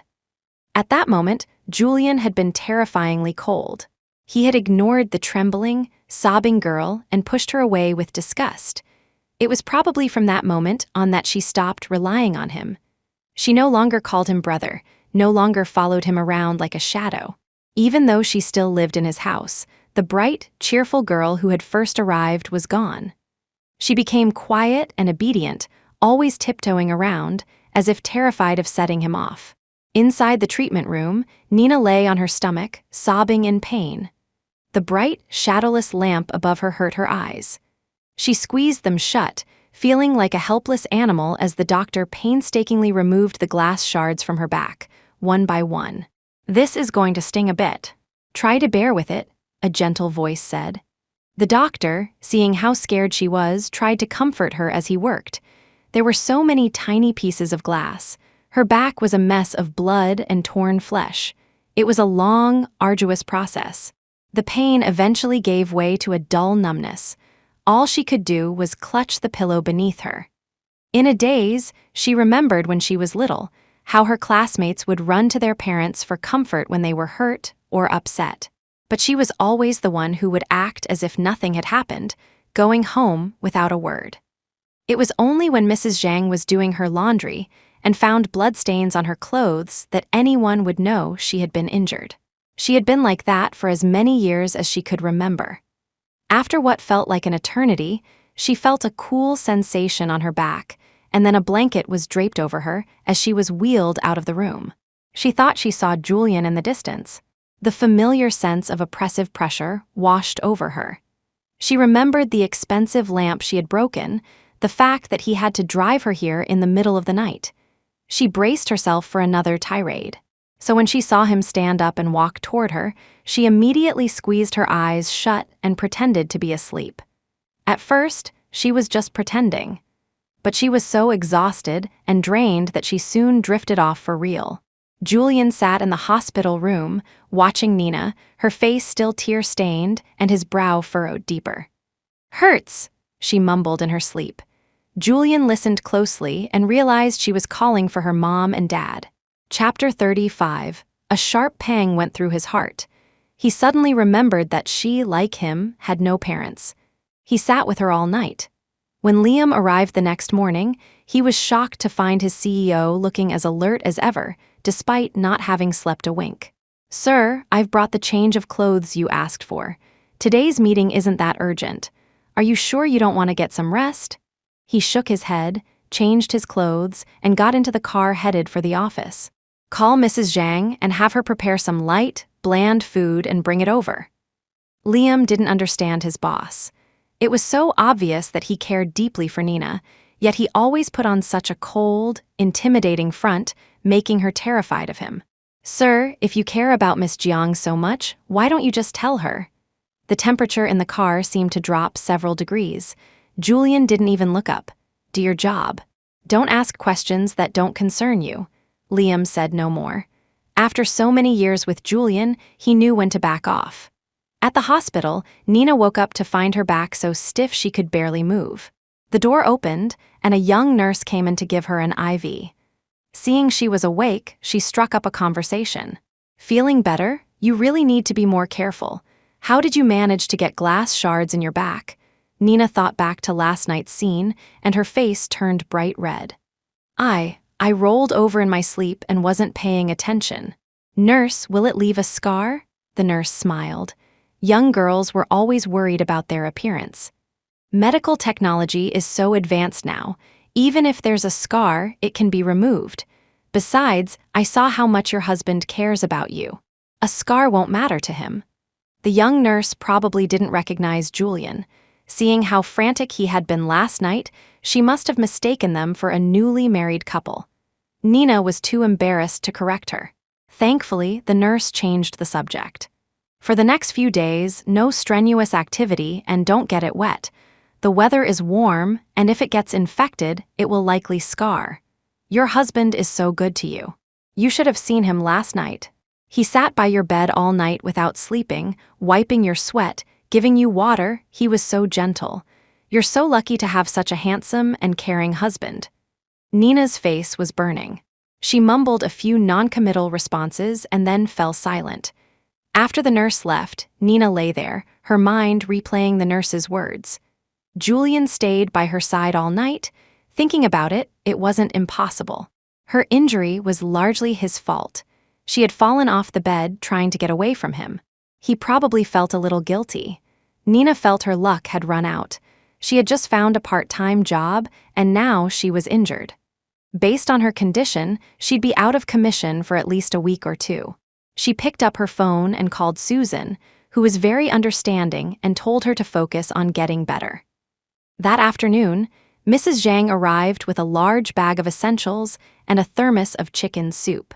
Nina hadn't told her about the injury, so she figured Julian must have called her. Chapter 36. Mrs. Zhang was a born chatterbox.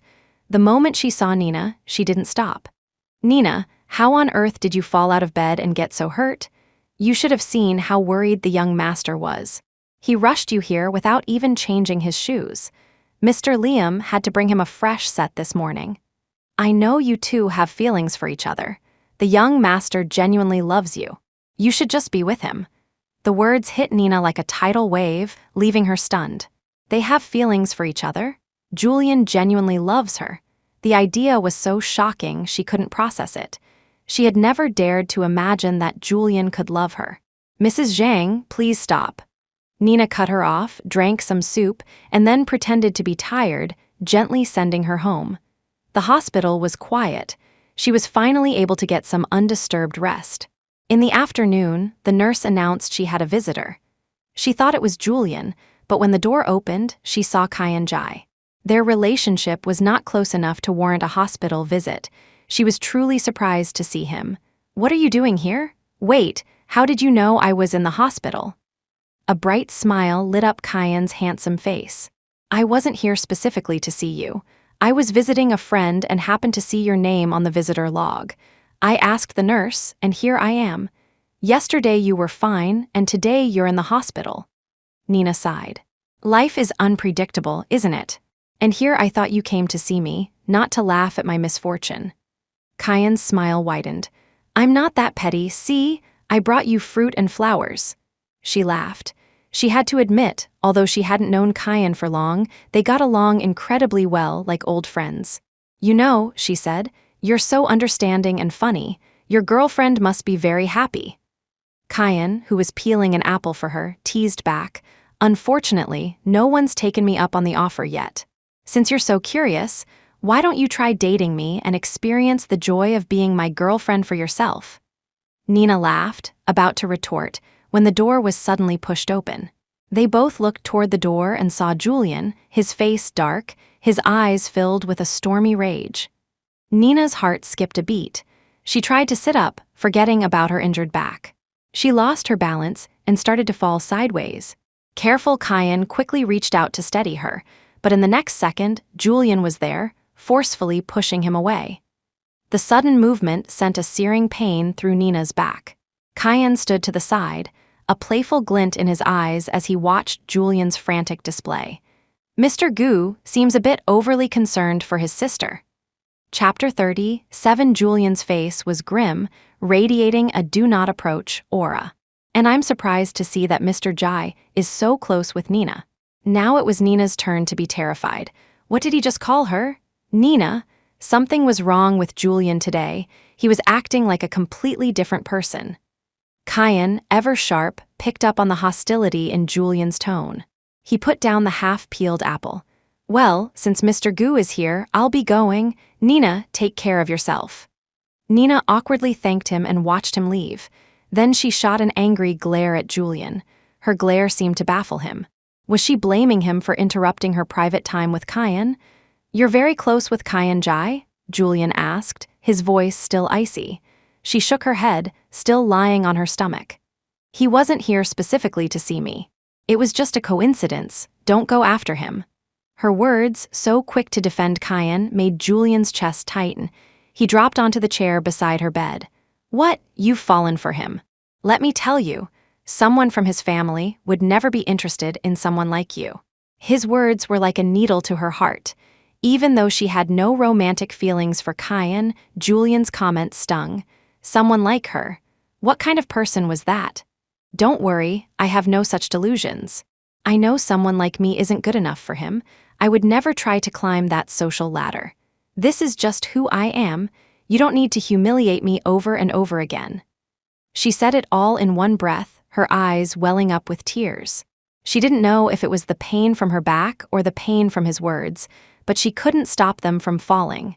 She didn't want to cry in front of him, but she couldn't help it. Seeing her tears, Julian frowned. This girl's temper was getting worse. She used to be so timid. Now, for every one thing he said, she had 3 retorts. He reached out to touch her face, but she turned away, clearly unwilling to communicate. Julian's brow furrowed even deeper. "Do you really hate me that much?" Nina thought of all the cruel things he had said, and the years of pent-up grievances overflowed. "Yes, I hate you. I hate you so much. I've disliked you from the first moment I saw you. You're moody and weird and cold, and all you know how to do is get angry at me. In all these years, have you ever spoken to me gently? Every holiday, every birthday, I spent alone. I tried so hard to please you, but you never appreciated it. You control who I can be friends with, you forbid any man from getting close to me, and just because Leo liked me, you ruined his family. Do you know how terrifying you are? I don't know what I am to you. A pet. A toy without a mind of its own? How long do you plan on keeping me trapped? Forever. But you'll get married someday. You have so many girlfriends, you can't keep me locked up by your side forever. One day you'll have to let me go. Julian, I'm begging you. I know I'm a terrible person. If you really hate me this much, then just let me leave. That way, I won't be an eyesore to you, and you won't have to be reminded of how I killed your parents. Wouldn't that be better?" Chapter 38, she spoke for a long time, as if trying to pour out more than a decade of suppressed pain. Julian watched her, his sharp eyes like a probe, seeming to peer directly into her soul. So she really did hate him this much. His mind drifted. He remembered every one of Nina's birthdays, how he would pretend to be busy at the office and never come home. He would have Mrs. Zhang prepare her favorite meal and buy her a gift, always instructing her never to tell Nina it was from him. He was a walking contradiction, his feelings for her a tangled mess of love and hate. Every time he was kind to her, he would be haunted by the memory of his parents, as if every act of kindness was a betrayal. But then he would see her, so careful and timid, and he could never bring himself to be truly cruel. Perhaps he had been wrong all along. Julian's voice was cold. "If I let you leave the Gu family, leave me, right now, would you agree?" Nina's vision was blurred with tears. She could barely make out his face. Let her leave? Would he really? It seemed like a cruel joke. She didn't look up. "Yes, I would agree immediately. I've wanted to leave you for a long time.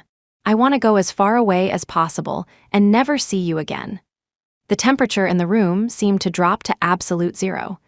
Julian's hands clenched into tight fists, the anger in his chest threatening to turn him into a feral beast. The seconds ticked by. Nina braced herself for the storm, but nothing happened. She stole a glance at him. His eyes were dark and intense, as if he was trying to absorb her into his very being. After a long silence, he let out a heavy sigh. "Fine. After you're discharged, you don't have to come back to the estate. From now on, we're even."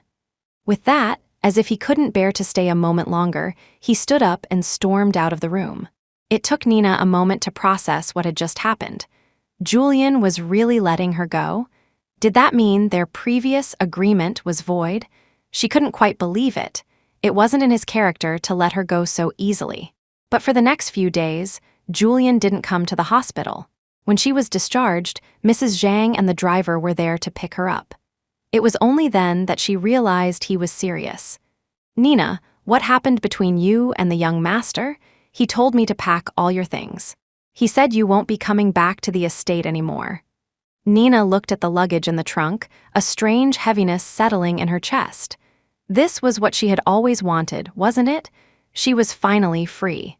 She no longer had to live under Julian's thumb. She could do whatever she wanted, be friends with whomever she pleased. Mrs. Zhang sighed. "I don't know what's going on with you two. The young master said the money in the bank card he gave you is yours to keep. You don't have to pay him back." $100,000 was no small sum for Nina. In the past, she might have proudly returned it, but now she was on her own. She needed money for rent, for food. She needed it. She would pay him back someday, when she had saved enough. As the car drove away, Nina felt a wave of panic. From now on, she was just an ordinary person, free. This was what she had always wanted, so why wasn't she ecstatic? Why did she feel this sense of loss? Chapter 39, the car moved slowly, but Nina's chest felt tight. She rolled down the window for some air and her phone rang. It was Liam. He rarely called her. She hesitated for a moment before answering. "Miss Jiang, where are you right now?" Her heart started to pound erratically. "I'm in the car. Is something wrong?" Liam's voice was trembling. "The CEO was in a serious car accident. He's in the ER right now. You need to come to the hospital immediately." The world seemed to explode in a deafening roar. Everything went silent. It felt as if 1,000 wheels were rolling over her head, her eardrums about to burst. She clutched the phone, the voice on the other end a distant buzzing. "Miss Jiang? Miss Jiang, are you still there?" After what felt like an eternity, Nina finally snapped back to reality. She got the hospital address from Liam and frantically told the driver to change course. She didn't remember arriving at the hospital. The driver had to call her name several times before she stumbled out of the car. She felt dizzy and lightheaded as she staggered to the emergency room. By the time she reached the doors, she was on the verge of collapsing. Liam saw her from a distance and rushed to support her. "Miss Jiang, you're finally here." Nina's jaw was clenched so tight it ached. It took her a long time to find her voice. "How is he?" Liam looked at the flashing red light above the operating room doors, his eyes filled with despair. He was already unconscious when they brought him in. A violent wave of dizziness washed over her. She had to brace herself against the wall to stay upright. Time crawled by. She felt the warmth drain from her body. How could this have happened? Just a few days ago, he had been standing in front of her, so arrogant and alive. Liam handed her Julian's phone. "The CEO was driving himself today. He's been in a bad state lately. When the crash happened, he was about to call you." Nina stared at the phone, stained with Julian's blood. Her heart felt like it was splitting in two. She swiped the screen on and saw his wallpaper. It was a photo of her from her 18th birthday. Tears fell uncontrollably, blurring the screen. She tried to wipe them away, but more just kept coming. The phone was locked. Her hand shaking, she typed in her own birthday. It unlocked. She opened his contacts and saw that he had saved her name as Nina. Her hands trembled as she opened his photo gallery. There were over 1,000 pictures, all of her. From the time she was 12, every birthday, pictures of her eating, crying, laughing, fighting with him. She never knew she had gotten angry so many times. Why had he never told her any of this? Nina clutched the phone tightly, as if she could feel his warmth through it. Please, God, let him be okay. Was she really a jinx? Had she killed his parents and now him too? If she could, she would trade her own life for theirs. "Miss Jiang, why don't you sit down? Don't be too upset. The CEO will be fine." Liam, seeing her distress, tried to comfort her. She sank to the floor, her body feeling boneless. "It's all my fault. I shouldn't have said those things. I did this to him." "Liam, do you understand? I'm the one who hurt him." "I didn't mean it. He made me so angry, I just said those things to hurt him. But I didn't mean any of it. I've never hated him. Even when he hated me, I never hated him. I regret it so much. So much." She was sobbing uncontrollably, so lost in her grief that she didn't notice someone approaching. A pair of strong arms wrapped around her, pulling her into a tight embrace. The scent was familiar. Held in his arms, she slowly started to calm down. She looked up and saw who was holding her. Chapter 40, Julian. There he was, perfectly fine, kneeling beside her. His handsome features were illuminated by the hospital lights, not a scratch on him. "Sir, you're okay?" Liam, standing behind them, was equally shocked. Nina reached out, her hands frantically checking him for injuries, the tears still streaming down her face. "Where are you hurt? Are you okay?" "Let me see." Seeing her frantic concern, Julian's heart melted. He gently wiped away her tears and pulled her into a tight hug. "I'm fine. It wasn't me in the accident. The hospital made a mistake." Confirming that he was safe and sound, Nina finally let out a loud, unrestrained sob. "You scared me to death. I thought you. He patted her back, a small laugh escaping him. "You thought I was dead. Wouldn't that be what you wanted? You hate me after all." Nina froze. This time, she didn't argue. She just looked at him, her expression serious. I have never, ever thought that. If you had died, I wouldn't have wanted to live either. Julian was stunned. He had never expected her to say something like that.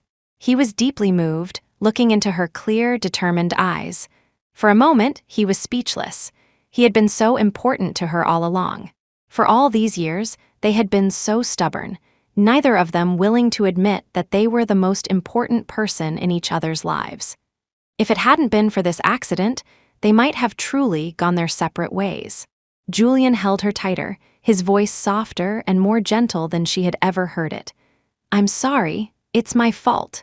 For all these years, I refused to admit how I felt, so I used the wrong ways to push you further away. I thought that by possessing you, I was showing you how I felt, but I never realized how much I was hurting you. Nina, I'm sorry. No one ever taught me how to love someone. Can you forgive me? Nina, nestled in his arms, thought she must be dreaming. She looked up at him, dazed. What did you say? You love me. He nodded, his face filled with a tenderness she had never seen before. I was always too proud. But seeing you so heartbroken, so brave, today, I can't lie to myself anymore. Nina, I love you. Let me take care of you for the rest of our lives. Will you let me? Nina's head was spinning. But you have so many girlfriends. Isabel and Sasha and… Her words were silenced by his kiss.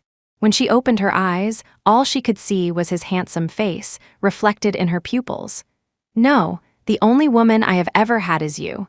They were just tools to make you jealous. But you never seemed to care, and all it did was cause more trouble for me. 1,000 emotions swirled in Nina's heart. For so many years, she had been in love with him but had never dared to say it. Their sibling relationship made it impossible. And now, he was telling her that he felt the same way. She didn't know if she was lucky or unlucky. All she knew was that as long as Julian was safe and by her side, she was content. Julian helped her to her feet. All right, let's go home. She turned her face away. I don't have a home anymore. You kicked me out. Seeing her pout, Julian couldn't help but laugh. You're the lady of the house. How could I ever kick you out? The tears were still on her cheeks, but now she was smiling. Then you can never, ever tell me to leave again. He put his arm around her shoulder. Never, not for the rest of our lives. As they walked out of the hospital, Mrs. Zhang saw them arm in arm and beamed. Oh, Miss Nina, you rushed here in such a panic. You scared me half to death. I'm so glad to see you two are okay. Everything is okay. A small smile played on Julian's lips. His voice was deep and steady. From now on, you'll call her Mrs. Gu.